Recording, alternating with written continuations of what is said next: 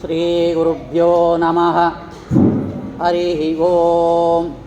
ಶ್ರೀಗುರುಭ್ಯೋ ನಮಃ. ಪರಮಗುರುಭ್ಯೋ ನಮಃ. ಶ್ರೀಮದಾನಂದತೀರ್ಥ ಭಗವತ್ಪಾದಾಚಾರ್ಯ ಗುರುಭ್ಯೋ ನಮಃ.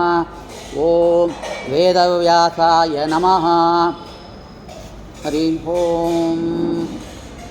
ಓಂ ಜಯತ್ತಜೋ ಅಖಂಡಕುನ್ನೂರು ಮಂಡಲ ಸದೋದಿದೋ ಜ್ಞಾನಮರೀಚಿಮಾಲಿ ಸ್ವಭಕ್ತಹರ್ತೋ ಚ ತಮೋನಿಯಂತ ವ್ಯಾಸಾವತಾರೋ ಹರಿರತ್ವಭಾಸ್ಕರಃ ಜಯತ್ತಜೋ ಅಕ್ಷೀಣಸುಗಾತ್ಮಬಿಂಬಃ ತ್ವಚ್ಚರ್ಯಗಾಂತಿ ಪ್ರದಿದಃ ಸದೋದಿತಃ ಸ್ವಭಕ್ತಃ ಸಂತಾಪದುಷ್ಟಂತ ರಾಮಾವತಾರೋ ಹರಿರಿಚಂದ್ರಮಾಃ ಜಯತ್ತಜೋ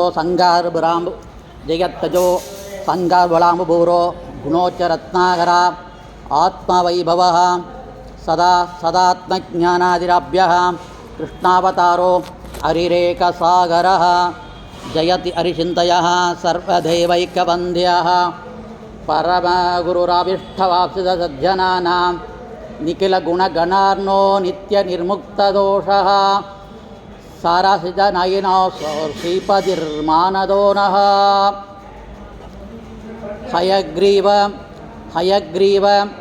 ಹಯಗ್ರೀವ ಇದಿ ಯೋ ವದೇತ್ ತಸ್ಯ ನಿಸ್ಸರತೆ ವಾಣಿ ಯಜ್ಞುಕನ್ಯಾ ಪ್ರವಾಹವತ್.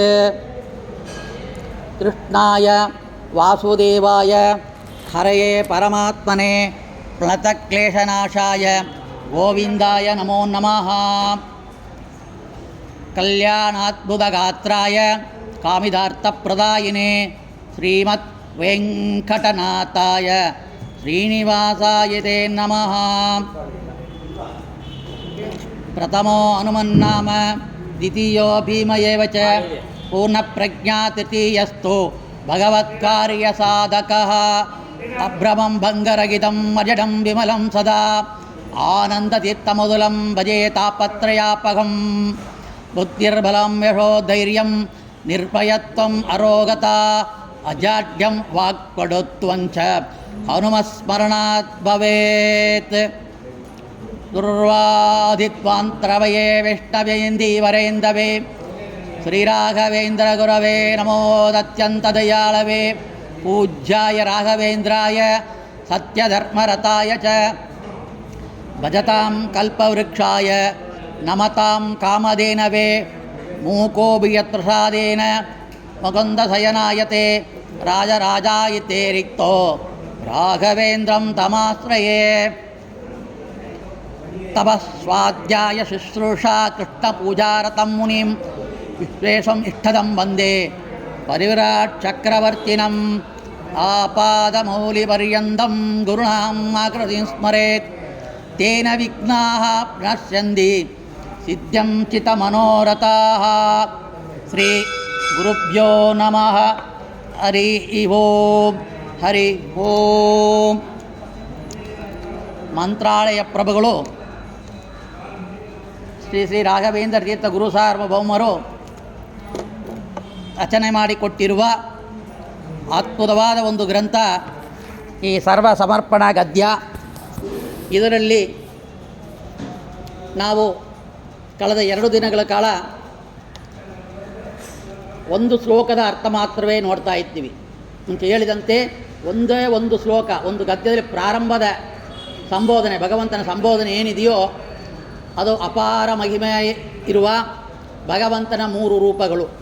ಇದು ನಮಗೆ ಯಾವ ರೀತಿಯಲ್ಲಿ ಕರ್ಮಗಳನ್ನು ಮಾಡಿ ಸಮರ್ಪಣೆ ಮಾಡೋಕ್ಕೆ ಆ ಕರ್ಮಗಳನ್ನು ಮಾಡುವ ಭಗವಂತನ ವಿಶೇಷವಾದ ಗುಣಗಳನ್ನು ನೋಡಿದ್ದೀವಿ. ಪ್ರತಿಯೊಂದು ಕರ್ಮದಲ್ಲಿಯೂ ಕೂಡ ನಾವು ಫಲ ಅಪೇಕ್ಷೆ ಉಳ್ಳವರು. ಫಲ ಅಪೇಕ್ಷೆ ಇಲ್ಲದೆ ನಾವು ಕರ್ಮ ಮಾಡೋದಿಲ್ಲ. ಫಲ ಅಪೇಕ್ಷೆ ಇಲ್ಲದೆ ಮಾಡುವ ಬ್ರಹ್ಮಾದಿ ದೇವತೆಗಳು. ಆದರೆ ಮನುಷ್ಯರಿಗೆ ಅಲ್ಪ ಫಲವಾದ ಬೇಕು. ನಮಗೆ ಮುಖ್ಯವಾದ ಫಲ ಈಗ ಸುಖ ಪರಮ ಮುಖ್ಯ ಫಲ ಮೋಕ್ಷ. ಈ ಮೋಕ್ಷಕ್ಕೆ ಕಾರಣವಾಗಿರುವ ನಮ್ಮ ಕರ್ಮಗಳು, ಈ ಕರ್ಮಗಳನ್ನು ಭಗವಂತ ಯಾವ ರೂಪದಿಂದ ನಮ್ಮ ದೇಹದಲ್ಲಿ ಇದ್ದುಕೊಂಡು ಮಾಡ್ತಾನ ಅಂತೇಳಿ ನೋಡುವಾಗ ಪ್ರಥಮ ಒಂದು ರೂಪ ವೈಶ್ವರೂಪ, ಎರಡನೇದು ರೂಪ ತೈಜಸ್ಸು ರೂಪ, ಮೂರನೇ ರೂಪ ಪ್ರಾಜ್ಞರೂಪ. ಬಲಕಣ್ಣಿನ ಅಗ್ರಭಾಗದಲ್ಲಿರುವ ವಿಶ್ವರೂಪ ಜಗತ್ ಪ್ರಪಂಚವನ್ನು ಸೃಷ್ಟಿ ಮಾಡಿ ಅವನ ಕಣ್ಣಲ್ಲಿದ್ದು ನಮ್ಮ ಪ್ರಪಂಚವನ್ನು ನೋಡೋಕ್ಕೆ ಕಾರಣವಾಗಿರೋದ ನಾವು ಕರ್ಮವನ್ನು ಪ್ರಾರಂಭ ಆಗೋದೇ ನೋಡುವ ರೀತಿಯಲ್ಲಿ. ಎದ್ದ ಕೂಡಲೇ ನೋಡ್ತೀವಿ, ಕರ್ಮ ಪ್ರಾರಂಭವಾಗುತ್ತೆ. ಸೊ ಸೃಷ್ಟಿಕರ್ತ ಭಗವಂತ, ಹಾಗಂತೇಳಿ ಅವನ ಉಪಾಸನ ಮಾಡಬೇಕು, ವಿಶ್ವವನ್ನು ನಾವು ಧ್ಯಾನ ಮಾಡಬೇಕು. ಹಾಗಂತ ತೈಜಸ್ವರೂಪಿ ಪರಮಾತ್ಮ ಕಂಠದಲ್ಲಿದ್ದಾನ, ಪ್ರಾಜ್ಞರೂಪಿ ಭಗವಂತ ಹೃತ್ಕಮಲ ಆಕಾಶದಲ್ಲಿ ನೆಲೆಸಿದ್ದು ನಮ್ಮ ಬಿಂಬಮೂರ್ತಿಯಾಗಿದ್ದಾನ. ವಿಶ್ವ ಮತ್ತು ತೇಜಸ ಎರಡು ಒಂದೇ ಥರ ರೂಪಗಳು. ಶಬ್ದಾಂಗ ಏಕ ಊನ ವಿಂಶತಿ ಮುಖ 19 ಮುಖಗಳು, 9 ನರಾಕಾರ, ಮಧ್ಯದಲ್ಲಿ ಸೊಂಟೆಲ್ಲ ಮುಖ. ಸೊಂಟೆಲ್ಲ ಮುಖದಿಂದ ಉಪಾಸನೆಯನ್ನು ಮಾಡಿ ಗಣಪತಿ ಗಜಮುಖವನ್ನು ಪಡೆದ, ಇಂದ್ರದೇವರು ಇಂದ್ರ ಪದವಿಯನ್ನು ಪಡೆದರು, ರುದ್ರದೇವರು ರುದ್ರ ಪದವಿಯನ್ನು ಪಡೆದರು. ಹಾಗಂದು ನೋಡಿದ್ವಿ. ತೈಜಸ್ಸು ಪರಮಾತ್ಮ ನಮಗೆ ಸ್ವಪ್ನ ಪ್ರಪಂಚವನ್ನು ತೋರಿಸ್ಕೊಟ್ಟು ಸುಖ ದುಃಖವನ್ನು ಕೊಡ್ತಾ ಇದ್ದಾನ. ಆ ಸ್ವಪ್ನ ಕೂಡ ಅವನ ಪೂಜೆ ಅಂತ ನಾವು ಚಿಂತನೆ ಮಾಡಬೇಕು. ಮತ್ತು ಪ್ರಾಜ್ಞರೂಪ ಭಗವಂತ ಆಲಿಂಗನ ಮಾಡಿಕೊಂಡು ಒಳ್ಳೆ ನಿದ್ರೆಯನ್ನು, ಸುಷುಪ್ತಿ ಅವಸ್ಥೆಯನ್ನು ಕೊಡೋದ್ರಿಂದ ಅವನನ್ನು ನಾವು ಧ್ಯಾನ ಮಾಡಬೇಕು. ಹಾಗಂತೆಲ್ಲ ನೋಡಿದ್ವಿ. ಅಷ್ಟು ಮಾತ್ರ ಇಲ್ಲ, ಅಕಾರ ಉಕಾರ ಮಕಾರ ಉ ಮ ಎಂಬ ಓಂಕಾರ ಪ್ರತಿಪಾದ್ಯ ಭಗವಂತ, ಮೂರಕ್ಕೂ ಓಂಕಾರ ಪ್ರತಿಪಾದ್ಯ ಪರಮಾತ್ಮ. ಆ ಓಂಕಾರದಿಂದ ಎಲ್ಲ ವೇದಗಳು ಬಂದಿದೆ, ಎಲ್ಲ ಶಬ್ದಗಳು ಬಂದಿದೆ. ಮತ್ತು ಆ ಎಂಬ ಅಕ್ಷರ ಪ್ರತಿಪಾದ್ಯ, ಉ ಒಂದು ತೇಜಸ, ಮ ಅಕ್ಷರ ಪ್ರತಿಪಾದ್ಯ ಪ್ರಾಜ್ಞರೂಪಿ ಭಗವಂತ. ಈ ಉಪಾಸನೆಯಿಂದ ನಮಗೆ ಭಗವಂತನ ಅನುಗ್ರಹ ಆಗುತ್ತೆ. ಅವನ ಸರ್ವಗುಣ ಸಂಪನ್ನ, ಸರ್ವದೋಷ ದೂರ, ಇನ್ನು ಅನಂತ ಗುಣಗಳನ್ನ ಉಪನಿಷತ್ತು ಏನು ವೇದ ಮಂತ್ರ ಇದೆಯೋ ಅದನ್ನು ಎಲ್ಲವೂ ನೋಡಿದ್ವಿ. ಮುಖ್ಯವಾಗಿ ಈ 3 ರೂಪದ ಒಂದು ಮಹತ್ವವನ್ನು ಒಂದೇ 2 ನಿಮಿಷದಲ್ಲಿ ಮುಗಿಸಿ 2ನೇ ಶ್ಲೋಕಕ್ಕೆ ಹೋಗೋಣ.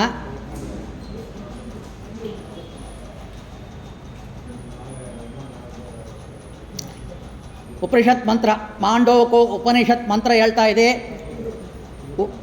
ಅತ್ರೈತೆ ಶ್ಲೋಕ ಭವಂತಿ ವಿಶ್ವಸ್ಯಾತ್ಮ ವಿವಕ್ಷ ಯಾಮಾದಿ ಸಾಮಾನ್ಯ ಮುತ್ಕಟಂ ಮಾತ್ರಾಸ್ಥಂ ಪ್ರತಿಪತ್ತೌ ಶಾದಸ್ತಾಪ್ ಸಾಮಾನ್ಯಮೇವ ಚ.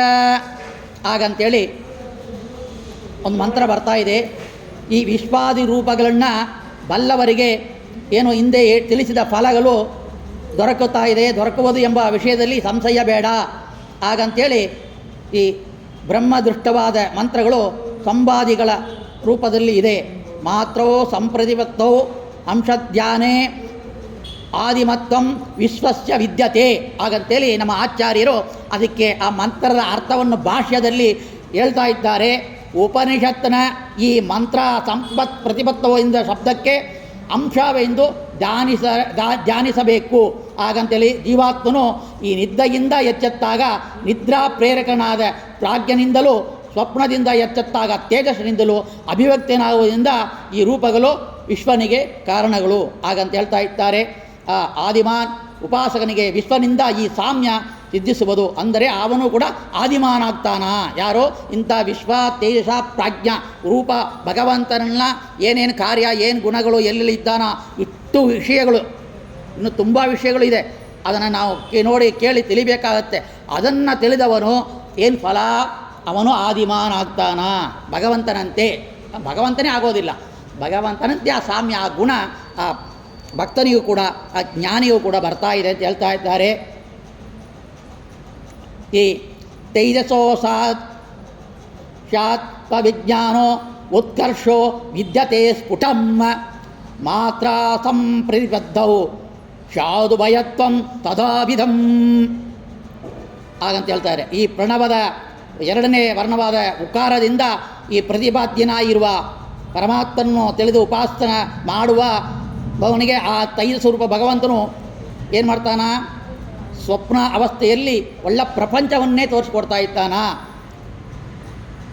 ಮುಕ್ತಿಯಲ್ಲಿ ಕೂಡ ಬಾಹ್ಯೇಂದ್ರಿಯ ಉಪರಮ ರೂಪವಾದ ನಿದ್ರೆ ಹಾಗೂ ಸ್ವರೂಪೇಂದ್ರಿಯದ ವಿಷಯಾನುಭವ ಇವೆರಡನ್ನು ಕೂಡ ಅವನಿಗೆ ಕೊಡ್ತಾ ಇದೆ. ಏನು ಸ್ವಪ್ನ ಕಾಲದಲ್ಲಿಯೋ ಒಳ್ಳೆ ಸುಖ, ಒಳ್ಳೆ ಸ್ವಪ್ನದಲ್ಲಿ ಸುಖ, ಒಳ್ಳೆ ಗಾಢವಾದ ಸುಷುಪ್ತಿ ಅವಸ್ಥೆಯಲ್ಲಿ ಒಂದು ಮೋಕ್ಷದ ಒಂದು ಚೂರು ಆ ಕಾಲಕ್ಕೆ ಭಗವಂತ ಕೊಡ್ತಾನೋ, ಆ ರೀತಿಯಲ್ಲಿ ಆ ಸುಖ ನಿರಂತರವಾಗಿ ಇದು ಸ್ವಲ್ಪ ಅಲ್ಲಿ ನಿರಂತರವಾಗಿ ಅಧಿಕವಾಗಿ ಭಗವಂತ ಕೊಡ್ತಾನ. ಅದಕ್ಕೆ ಅವನ ಪ್ರಣವದ ಆ ಉಕಾರದಿಂದ ಅವನ ಧ್ಯಾನಿಸಬೇಕು, ತಿಳಿಬೇಕು ಅವನ ಬಗ್ಗೆ. ಮಕಾರ ಭಾವೋ ಪ್ರಜ್ಞಸ್ಯ ಮಾನ ಸಾಮಾನ್ಯ ಮುತ್ಕಟಂ ಮಾತ್ರ ಸಂಪ್ರತಿಪತ್ತೌತ್ತು ಲಯ ಸಾಮಾನ್ಯಮೇವ ಚ.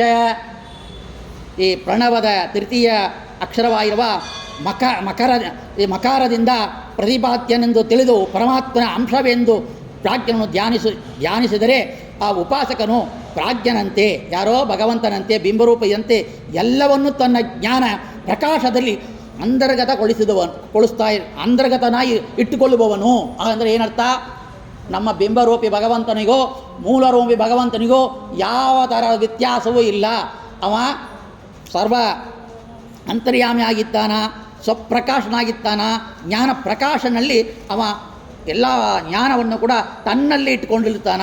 ಆ ರೀತಿಯಲ್ಲಿ ಈ ಮಕಾರ ಅಕ್ಷರ ಶಬ್ದವಾಚ್ಯ ಪರಮಾತ್ಮನ ಪ್ರಾಜ್ಞ ರೂಪವನ್ನು ತೆಳೆದವನು ಆ ಭಕ್ತನು, ಆ ಜ್ಞಾನಿ ತನ್ನ ಒಂದು ಜ್ಞಾನವನ್ನು, ಅನಂತ ವಿಧವಾದ ಜ್ಞಾನವನ್ನು, ಭಗವಂತ ಜ್ಞಾನವನ್ನು ತನ್ನ ಹೃದಯದಲ್ಲಿ ಇಟ್ಕೊಂಡು ಅವ ಪ್ರಕಾಶವಾಗಿ ಅಲ್ಲಿ ಮೋಕ್ಷದಲ್ಲಿ ಪ್ರಕಾಶಮಾನವಾಗಿರ್ತಾನ. ಮತ್ತು ಈ ಮಕಾರವಾಚ್ಯ ಭಗವಂತ ಪ್ರಾಜ್ಞನು ಬಿಂಬರೂಪಿ ಭಗವಂತ, ಅವನಿಗೆ ದುಃಖ ಅನಿಷ್ಟ ಯಾವುದೂ ಇಲ್ಲ, ಅಂದರೆ ದೋಷ ದೂರ. ಆ ರೀತಿಯಲ್ಲಿ ಇವನು ಯಾರೋ ಪ್ರಾಜ್ಞರೂಪ ಭಗವಂತನ ಉಪಾಸಕನು ದುಷ್ಟ ಮತ್ತು ಅನಿಷ್ಟ, ಕಷ್ಟಗಳು, ಕಾರ್ಪಣ್ಯಗಳು, ಶೋಕಗಳು, ದುಃಖಗಳು ಯಾವಿಧ ದೋಷಗಳು ಇಲ್ಲದೆ ಪರಮಾತ್ಮನಂತೆ ಇಲ್ಲಿಲ್ಲ, ಮೋಕ್ಷದಲ್ಲಿ ಇರ್ತಾನ. ಹಾಗಂದರೆ ಮೋಕ್ಷದಲ್ಲಿ ಇಷ್ಟು ಫಲವನ್ನು ಕೊಡಬೇಕಾಗಿದ್ದರೆ, ಇಷ್ಟು ಫಲವನ್ನು ನಾವು ಹೊಂದಬೇಕಾಗಿದ್ದರೆ ಈ ವಿಶ್ವ ತೇಜಸ ಪ್ರಾಜ್ಞ ಎಂಬ ರೂಪ ಭಗವಂತನನ್ನು ತಿಳಿಯ ಮುಖಾಂತರವಾಗಿ ಮೋಕ್ಷದ ಫಲ. ಬೇರೆ ಬೇರೆ ಫಲನ ಕೇಳಿದ್ದೀವಿ, ಆದರೂ ಕೂಡ ಕಡೆಯದಾಗಿ ನಾವು ಮೋಕ್ಷಕ್ಕೆ ಹೊಂದಬೇಕು. ಆ ಮೋಕ್ಷದಲ್ಲಿ ಏನು ಫಲ ಆಗ್ತಾ ಇದೆ ಅಂದರೆ ಈ ಮೂರು ವಿಧವಾದ ಫಲ, ಮೂರು ವಿಧವಾದ ರೂಪಕ್ಕೆ ಉಪನಿಷತ್ ಮಂತ್ರ ಹೇಳಿ ಇರೋದಿಂದ ರಾಯರು ಅತ್ಯಂತ ಕರುಣೆಯಿಂದ ಇದು ನಿತ್ಯವನ್ನು ನಾವು ಎದ್ದ ಕೂಡಲೇ ಈ ಮೂರು ರೂಪವನ್ನು ಉಪಾಸನ ಮಾಡಿಕೊಂಡು ಇವತ್ತು ಮಾಡುವ ಕರ್ಮವನ್ನು ಈ ವಿಶ್ವ ತೇಜಸ ಪ್ರಾಜ್ಞೆ ಎಂಬ ರೂಪ ಭಗವಂತನ ಅನುಸಂಧಾನ ಮಾಡಿಕೊಂಡು ಒಪ್ಪಿಸುತ್ತೇನೆ ಹಾಗಂತೇಳಿ ಇದನ್ನು ಒಪ್ಪಿಸಬೇಕು. ಜಾಗ್ರತ್, ಎಚ್ಚರಿಕಾ, ಸ್ವಪ್ನಾವಸ್ಥೆ, ಸುಷುಪ್ತ್ಯಾಖ್ಯ, ಸುಷುಪ್ತಿ ಎಂದ ಗಾಢವಾದ ನಿದ್ರೆಯೇ ಅವಸ್ಥೆ. ಈ ಮೂರು ಅವಸ್ಥೆ ತ್ರಯ ನಿಯಾಮಕ. ಈ ಮೂರು ಅವಸ್ಥೆಗಳಿಗೆ ನಿಯಾಮಕನಾಗಿರುವ ಮದಂತರ್ಯಾಮಿ, ನನ್ನ ಅಂತರ್ಯಾಮಿ, ಮುಖ್ಯ ಪ್ರಾಣಾಂತರ್ಗತ. ಯಾಕಂದರೆ ನಿನ್ನೆ ನೋಡಿದ್ವಿ, ಎಲ್ಲ ಕರ್ಮಗಳು ಕೂಡ ಸ್ವತಃವಾಗಿ ಪರಮಾತ್ಮನೇ ಮಾಡೋ ಸತ್ತಿ ಇದ್ದರೂ ಕೂಡ ನಾವು ಜೀವಾತ್ಮರಾಗಿರೋದ್ರಿಂದ ಮುಖ್ಯ ಪ್ರಾಣ ಮುಖಾಂತರವಾಗಿ, ಭಾವಿ ಬ್ರಹ್ಮದೇವರ ಮುಖಾಂತರವಾಗಿ ಇಲ್ಲಿ ಎಲ್ಲವನ್ನು ಮಾಡೋದ್ರಿಂದ ಮುಖ್ಯ ಪ್ರಾಣಾಂತರ್ಗತ ಪರಮಾತ್ಮನ ಉಪಾಸನೆಯನ್ನು ಮಾಡಬೇಕು. ಮುಖ್ಯ ಪ್ರಾಣಾಂತರ್ಗತ ವಿಶ್ವದೇಶ ಪ್ರಾಜ್ಞಾತ್ಮಕ ಹಾಗಂತೇಳಿ ಮೊದಲನೇ ಸಂಬೋಧನೆಯನ್ನು ಹೇಳ್ತಾ ಇದ್ದಾರೆ. ಅಂದರೆ ವಿಶ್ವದೇಶ ಪ್ರಾಜ್ಞ ಎಂಬ ಮೂರು ಆತ್ಮಕ, ಮೂರು ವಿಧವಾದ ಪರಮಾತ್ಮನೇ ಹಾಗಂತೇಳಿ ಮೊದಲನೇ ಸಂಬೋಧನೆ ಇಲ್ಲಿಗೆ ಮುಗಿಸೋಣ. ಎರಡನೇದೇ ಶ್ಲೋಕದ ಮಂತ್ರವನ್ನು ಗದ್ಯವನ್ನು ನೋಡೋಣ. ಹೀಂಕಾರಾದಿ ಷಟ್ಶಾಮ ಪ್ರತಿಪಾದ್ಯ ಷಟ್ಕಾಲ ನಿಯಾಮಕ ಅನಿರುದ್ಧ ಪ್ರದ್ಯುಮ್ನ ಸಂಕರ್ಷಣ ವಾಸುದೇವ ವರಾಗ ನರಸಿಂಹ ಷಣ್ಮೂರ್ತ್ಯಾತ್ಮಕ. ಅಂದರೆ ಏನರ್ಥ?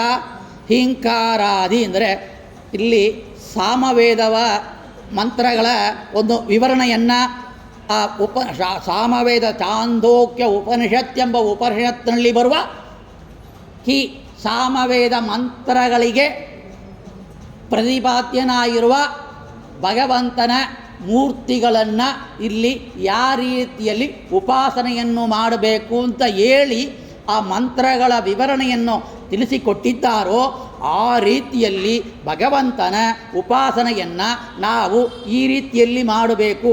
ಏಕೆಂತ ಹೇಳಿದರೆ ಈ ಹೀಂಕಾರಾದಿ ಭಗವಂತನ ಸಾಮವೇದ ಏನು ಮಂತ್ರ ಇದೆಯೋ ಆ ಸಾಮವೇದ ಎಷ್ಟಿದೆ ಅಂದರೆ ಷಟ್ಸಾಮ ಪ್ರತಿಪಾದ್ಯ.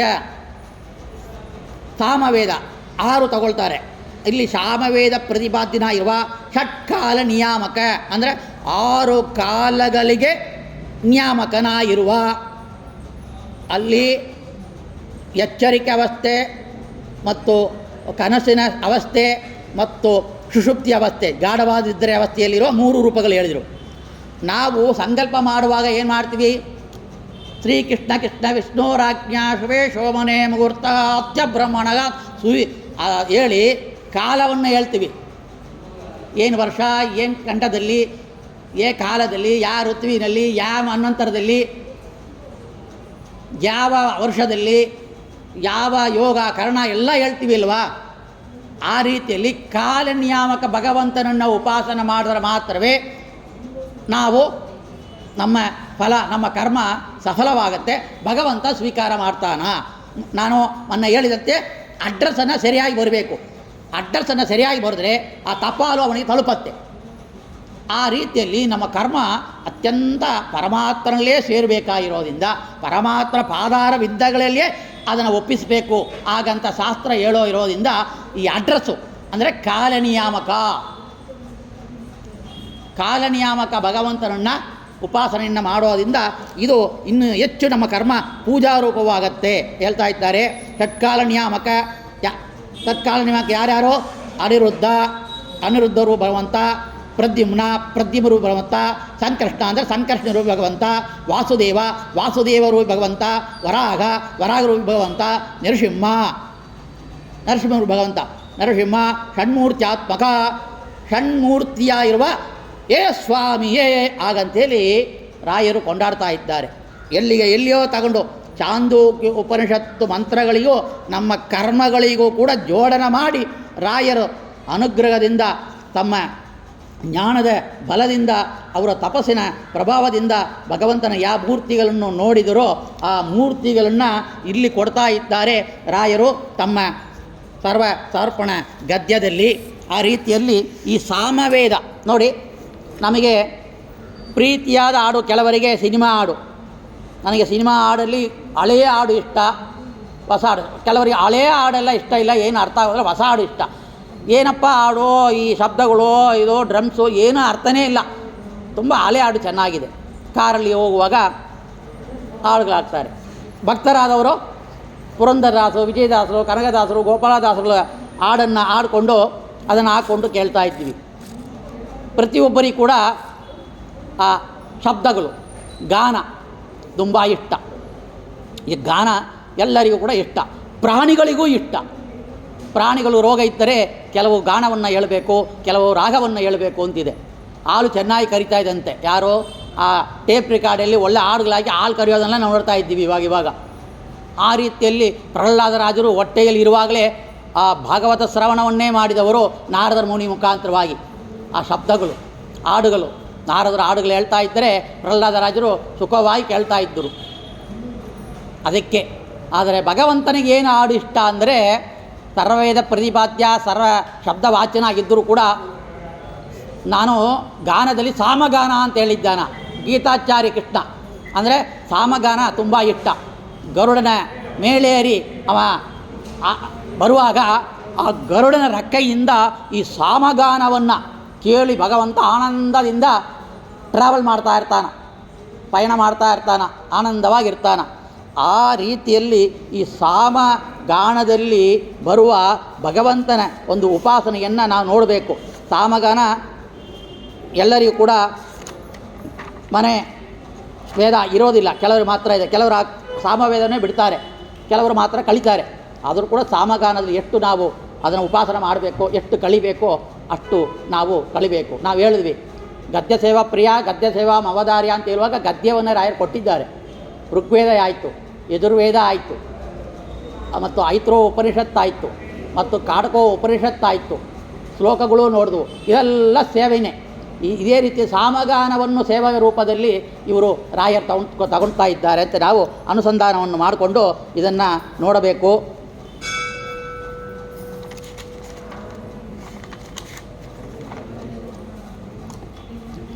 ಇಲ್ಲಿ ಮುಖ್ಯವಾಗಿ ಷಣ್ರೂಪ ಭಗವಂತನ ಹೇಳ್ತಾ ಇದ್ದಾರೆ. ಯಾಕಂದರೆ ಕಾಲನಿಯಾಮಕ ಭಗವಂತ ಅಂತೇಳಿ ನಾವು ಸಂಕಲ್ಪದಲ್ಲಿ ನಾವು ಪ್ರತಿಪಾದನೆ ಮಾಡೋದ್ರಿಂದ, ಅದನ್ನು ಅನುಸಂಧಾನ ಪೂರ್ವಕವಾಗಿ ಮಾಡೋದ್ರಿಂದ ಇದನ್ನು ನಾವು ನೋಡಲೇಬೇಕಾಗತ್ತೆ. ಹಾಗಂತ ಹೇಳ್ತಾ ಎಲ್ಲಿ ಬರ್ತಾ ಇದೆ ಹಾಗಂತ ನೋಡುವಾಗ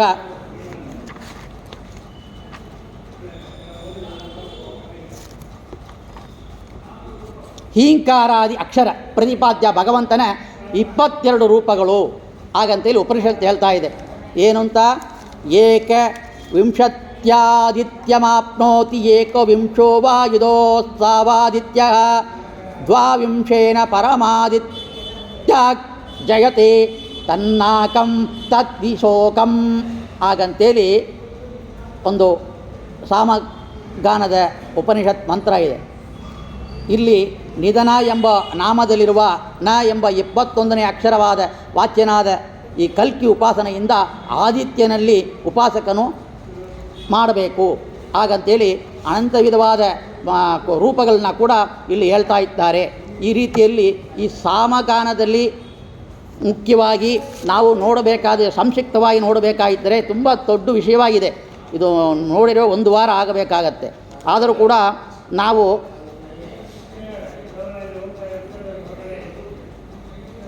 ಈ 10ನೇ ಖಂಡದಲ್ಲಿ 4 ಮಂತ್ರಗಳಲ್ಲಿ ಕೂಡ ಈ ಷಟ್ಸಾಮಗಳ ವರ್ಣಯ ತತ್ಪ್ರತಿಪಾದ್ಯ ಸನ್ಮೂರ್ತಿಯ ವಿಚಾರವೂ ಕೂಡ ಅಡಕವಾಗಿದೆ. ಅದರಲ್ಲಿ ಹೀಂಕಾರ ಇಷ್ಟೇ ನಾಮವನ್ನು ತಿಳಿಯೋಣ. ಹೀಂಕಾರ ಎಂಬುದು ಸಾಮವೇದದ ಒಂದು ಭಾಗ. ಅಕ್ಷರಗಳು ಎಷ್ಟು ಜೋಡಿದೆಯೋ ಆ ಜೋಡನ ರೂಪದಲ್ಲಿ ಪ್ರಸ್ತಾವ ಮತ್ತು ಆದಿ ಮತ್ತು ಪ್ರತಿಹಾರ ಮತ್ತು ನಿಧನ ಮತ್ತು ಉಪದ್ರವ ಹೀಂಕಾರಾದಿ ಹಾಗಂತೇಳಿ ಅಷ್ಟೇ ಹೇಳಿರು. ಆದಿ ಪದದಿಂದ ಇದೆಲ್ಲ ತಗೊಳ್ಬೇಕು. ಆದಿ ಪದದಿಂದ ಹೀಂಕಾರ, ಪ್ರಸ್ತಾವ, ಆದಿ, 4ನೇದು ಪ್ರತಿಹಾರ, ನಿಧನ ಮತ್ತು ಉಪದ್ರವ ಹಾಗಂತೇಳಿ ಈ ಪ್ರಸಕ್ತವಾದ ಷಟ್ ನಾಮಗಳು ಇದೆ. ಇವುಗಳ ಜೊತೆ ಉದ್ಗೀತ ಎಂಬ ಸಾಮಗಾನ ಸೇರಿಸಿರೆ 7 ಆಗತ್ತೆ. ಇಲ್ಲಿ ಯಾಕೆ ರಾಯರು ಅಲ್ಲಿ ಯಾಕೆ ನಾವು ತುರ್ಯ ರೂಪವನ್ನು ಬಿಟ್ಟು ವಿಶ್ವಾತೇಶ ಪ್ರಾಜ್ಞಾ ತುರ್ಯ ರೂಪವನ್ನು ಯಾಕೆ ತಗೊಂಡಿಲ್ಲ ಹಾಗಂತೇಳಿ ಒಂದು ಪೂರ್ವ ಪಕ್ಷ ಹಾಕ್ಕೊಂಡ್ರೆ ತುರ್ಯ ರೂಪ ಭಗವಂತ ನಮಗೆ ಇವಾಗ ಕಾರ್ಯವನ್ನು ಮಾಡೋದಿಲ್ಲ, ಕರ್ಮವನ್ನು ಮಾಡೋದಿಲ್ಲ. ನಾವು ಸರ್ವ ಸಮರ್ಪಣೆಯನ್ನು ಕರ್ಮ ಸಮರ್ಪಣೆಯನ್ನು ಪೂಜಾರೂಪವಾದ ಕರ್ಮವನ್ನು ನಾವು ಮಾಡ್ತಾ ಇರುವಾಗ ತುರ್ಯ ರೂಪಿ ಭಗವಂತ ನಮ್ಮ ತಲೆ ಮೇಲೆ ಇದ್ದರೂ ಕೂಡ ಅದನ್ನು ತಗೊಂಡಿಲ್ಲ. ಇಲ್ಲಿ ಯಾಕೆ ಉದ್ಗೀತವನ್ನು ಹೇಳಿಲ್ಲ ಅಂತ ಒಂದು ಪೂರ್ವ ಪಕ್ಷ ನಾವೇ ಮಾಡಿಕೊಂಡ್ರೆ ಉದ್ಗೀತ ಎಂಬ ಭಗವಂತನ ಮೂಲ ರೂಪ, ಅದಕ್ಕೆ ಪ್ರತಿಪಾದ್ಯ ರೂಪ ನಾರಾಯಣ. ಈ ನಾರಾಯಣ ರೂಪದಿಂದ ಎಲ್ಲ ರೂಪಗಳು, ಮೂಲ ರೂಪದಿಂದ ಹೊರಟಿರುವ ರೂಪಗಳೇ ಎಲ್ಲ ಭಗವಂತನ ರೂಪಗಳು. ಅದಕ್ಕೆ ಈ ನಾರಾಯಣ ಎಂಬ ಮೂಲ ರೂಪಕ್ಕೆ ಸಂಬಂಧಪಟ್ಟಿರುವ ಉದ್ಗೀತವನ್ನು ಬಿಟ್ಟು ಮತ್ತು 7ನೇ ಋತು ಇಲ್ಲ.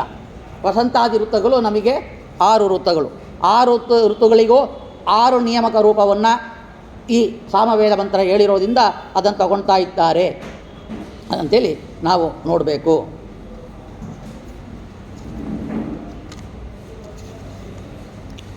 ಪ್ರತಿಹಾರ ಚೈತ್ರ ಮತ್ತು ವೈಶಾಖ ಈ ಕಾಲ ನಿಯಾಮಕ ಅಂತ ನೋಡಿದ್ವು. ಈ ಚೈತ್ರ ಮತ್ತು ವೈಶಾಖ 2 ಮಾಸಗಳಿಗೂ ಕೂಡ ಪ್ರತಿಹಾರ ಏನು ಸಾಮವೇದ ಪ್ರತಿಹಾರ ಇದೆಯೋ ಅದಕ್ಕೆ ಭಗವಂತ ಪ್ರತಿಪಾದ್ಯನಾಗಿದ್ದಾನ. ಹೀಂಕಾರ ಎಂಬ ಸಾಮವೇದ ಪ್ರತಿಪಾದ್ಯ ರೂಪಿ ಭಗವಂತ ಜ್ಯೇಷ್ಠ ಮತ್ತು ಆಷಾಢ ಮಾಸಕ್ಕೆ ಕಾಲನಿಯಾಮಕನಾಗಿದ್ದಾನ. ಮತ್ತು ನಿಧನ ಎಂಬ ವೇದ ಪ್ರತಿಪಾದ್ಯ ಸಾಮಗಾನ ಪ್ರತಿಪಾದ್ಯ ಭಗವಂತ ಶ್ರಾವಣ ಮತ್ತು ಭಾದ್ರಪದ ಮಾಸ. ಮೊಟ್ಟ ಮೊದಲಿಗೆ ಪ್ರತಿಹಾರ ಭಗವಂತ ಚೈತ್ರ ಮತ್ತು ವೈಶಾಖ, ಅವ ವಸಂತ ಋತುವಿಗೆ ಕಾಲಕ್ಕೆ ನಿಯಾಮಕ. ಹೀಂಕಾರ ಜ್ಯೇಷ್ಠ ಮತ್ತು ಆಷಾಢ ಈ ಗ್ರೀಷ್ಮ ಋತುವಿಗೆ ಅವ ಕಾಲ ನಿಯಾಮಕನಾಗಿದ್ದಾನ. ನಿಧನ ಎಂಬ ಸಾಮಗಾನ ಪ್ರತಿಪಾದ್ಯ ಭಗವಂತ ಶ್ರಾವಣ ಭಾದ್ರಪದ ಮಾಸ, ಅವ ಋತು ವರ್ಷ ಋತುವಿಗೆ. ಈ ಪ್ರಸ್ತಾವ ಎಂಬ ಸಾಮಗಾನ ಪ್ರತಿಪಾದ್ಯ ಭಗವಂತ ಆಶ್ವಜ ಮಾಸಕ್ಕೂ ಕಾರ್ತಿಕ ಮಾಸಕ್ಕೂ ಪ್ರತಿಬದ್ಧನಾಗಿದ್ದು ಶರದ್ ಋತುವಿಗೆ ಕಾಲ ನಿಯಾಮಕನಾಗಿದ್ದಾನ. ಮತ್ತು ಆದಿ ಸಾಮಗಾನದಲ್ಲಿ ಬರುವ ಆದಿ ಅಂತ ಒಂದು ಪದ ನೋಡಿದ್ವಿ. ಆದಿ ಸಾಮಗಾನ ಪ್ರತಿಪಾದ್ಯ ಭಗವಂತ ಮಾರ್ಗಶೀರ ಮಾಸ ಮತ್ತು ಪುಷ್ಯ ಮಾಸ, ಅದು ಹೇಮಂತ ಋತುವಿಗೆ ಸಂಬಂಧಪಟ್ಟಿರುವ ಕಾಲ ನಿಯಾಮಕ ಭಗವಂತ. ಉಪದ್ರವ ಎಂಬ ಸಾಮಗಾನ ಪ್ರತಿಪಾದ್ಯ ಪರಮತ್ತ ಮಾಘ ಮತ್ತು ಫಾಲ್ಗುಣ, ಈ ಫಾಲ್ಗುಣ ಮಾಸಕ್ಕೆ ಸಂಬಂಧಪಟ್ಟಿರುವ ಶಿಶಿರ ಋತು ಏನು ಇವಾಗ ನಡೀತಾ ಇದೆಯೋ ಈ ಶಿಶಿರ ಋತುವಿಗೆ ಅವ ಕಾಲ ನಿಯಾಮಕನಾಗಿದ್ದಾನ. ಹಾಗಂತೇಳಿ ನಾವು ನೋಡಬೇಕು. ಉದ್ಗೀತ ನಾರಾಯಣ ಮುಂಚೆ ಹೇಳಿದಂತೆ ಆ ವಸಂತ ಋತುವಿಗೆ ಸಂಬಂಧಪಟ್ಟಿದ್ದಾನ ಅಂತೇಳಿ ಉಪನಿಷತ್ ಮಂತ್ರವನ್ನು ನೋಡಿ ನಾವು ತಿಳಿಬೇಕಾಗತ್ತೆ. ಈ ರೀತಿಯಲ್ಲಿ ನಾವು ಕಾಲನಿಯಾಮಕ ಭಗವಂತನ ಉಪಾಸನೆಯನ್ನು ಮಾಡೋ ಮುಖಾಂತರವಾಗಿ ಕಾಲದಲ್ಲಿ ಮಾಡುವ ದೋಷಗಳು ಪರಿಹಾರ ಆಗತ್ತೆ. ಯಾವ ರೀತಿಯಲ್ಲಿ ಪರಿಹಾರ ಆಗತ್ತೆ? ಭಗವಂತನ ಉಪಾಸನೆಯಿಂದ ಈ ಭಗವಂತನ ನಾಮ ಇದೆ ಮತ್ತು ಗಾನ ಇದೆ, ಸಾಮಗಾನ. ಆ ರೀತಿಯಲ್ಲಿ ಆ ರೂಪದಲ್ಲಿರುವ ಭಗವಂತನ ಮೂರ್ತಿಯನ್ನು, ಆ ಗುಣಗಳನ್ನು ಉಪಾಸನೆಯನ್ನು ಮಾಡಿ ನಾವು ಭಗವಂತನಲ್ಲಿ ಈ ಕಾಲಕ್ಕೆ ಸಂಕಲ್ಪದಲ್ಲಿ ಹೇಳ್ತೀವಿಲ್ವ, ಮಾಸನ್ಯಾಮಕ ಮೂರ್ತಿ ಇವ ಮುಂಚೆ ಹೇಳಿದಂತೆ ಆ ಮಾಸನ್ಯಾಮಕ ಮೂರ್ತಿಯನ್ನು ಉಪಾಸನೆಯನ್ನು ಮಾಡಿ ಕರ್ಮವನ್ನು ಒಪ್ಪಿಸುವಾಗ ಹೆಚ್ಚು ಫಲ ಆಗತ್ತೆ. ಅಡ್ರೆಸ್ಸು ಸರಿಯಾಗಿದೆ ಹಾಗಂತೇಳಿ ಅರ್ಥ.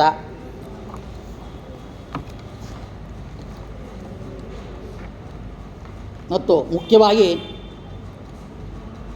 ಈ 6 ಋತುಗಳಲ್ಲಿ ಇರುವ ಭಗವಂತ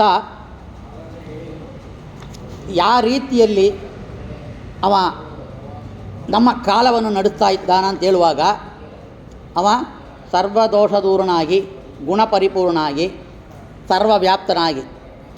ಕಾಲ ಅನಂತಾನಂತ ಕಾಲ ಇದೆ. ಮತ್ತು ಸೃಷ್ಟಿಕಾಲ ಆಗುತ್ತೆ ಮತ್ತು ಪ್ರಳಯ ಕಾಲ ಆಗುತ್ತೆ. ಮತ್ತು ಪ್ರಳಯ ಕಾಲ ಮುಗಿದ ಕೂಡಲೇ ಸ್ವಲ್ಪ ಬ್ರಹ್ಮದೇವರ ಆಯುಷ್ಮಾನ 7 ಬ್ರಹ್ಮದೇವರ ಆಯುಷ್ಮಾನ ಕಳೆದ ಮೇಲೆ ಮತ್ತು ಸೃಷ್ಟಿಕ್ರಮ ಮತ್ತು ಬ್ರಹ್ಮದೇವರ ಆಯುಷ್ಮಾನ 200 ಕಲ್ಪ, 100 ಕಲ್ಪಗಳು.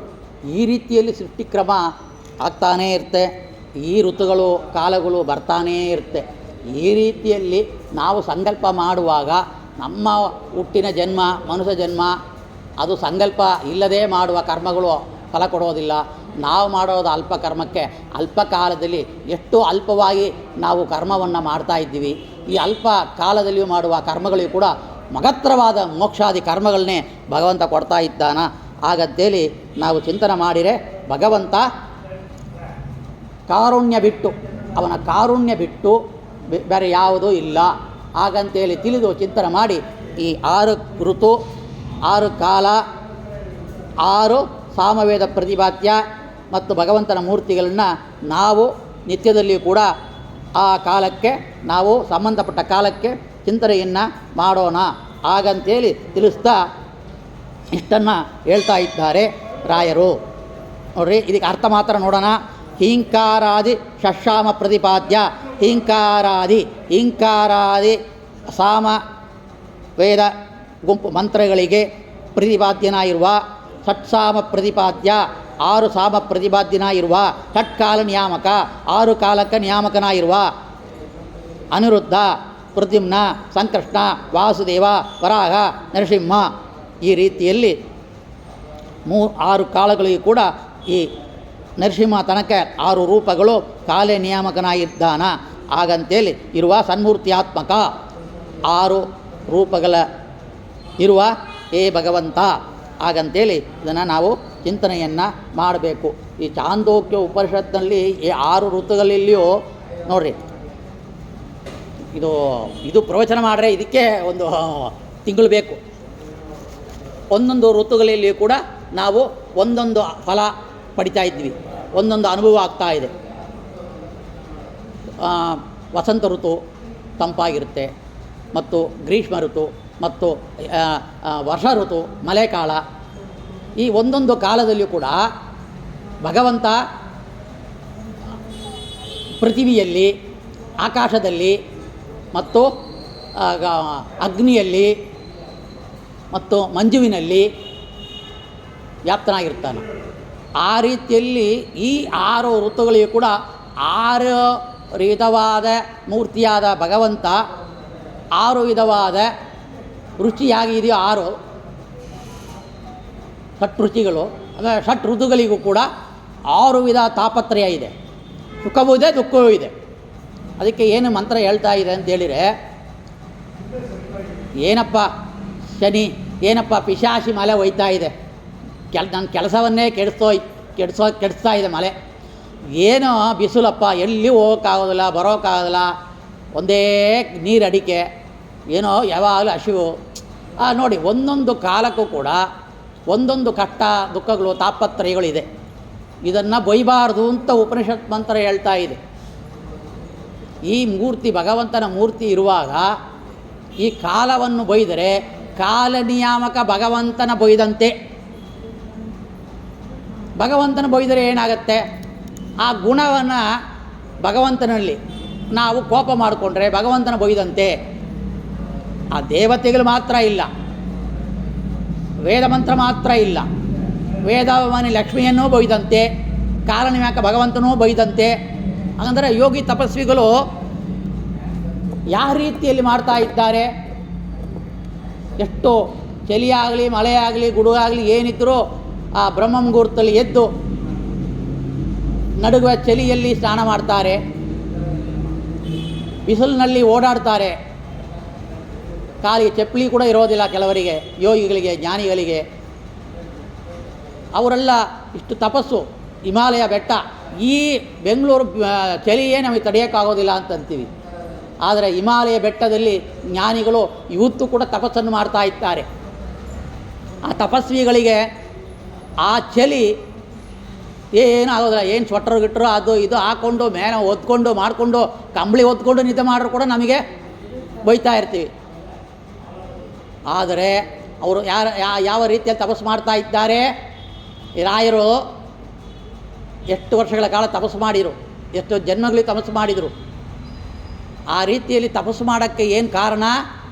ಈ ಷಟ್ಕಾಲ ಪ್ರತಿಪಾದ್ಯ ಷಟ್ಕಾಲ ನಿಯಮನಕ ಇರುವ ಭಗವಂತನ ಮೂರ್ತಿಗಳ ಉಪಾಸನೆಯಿಂದ ಆ ತಾಪತ್ರಯವನ್ನು ದೂರ ಮಾಡಿಕೊಂಡ್ರು. ಅಂದರೆ ಮೋಕ್ಷದಲ್ಲಿ ಇರುವ ಆನಂದ ಅಭ್ಯಾಸ ಎಲ್ಲ ಋತುಕಾಲದಲ್ಲಿಯೂ ಕೂಡ ಅವರಿಗೆ ಅಂಟುಕೊಂಡಿಲ್ಲ.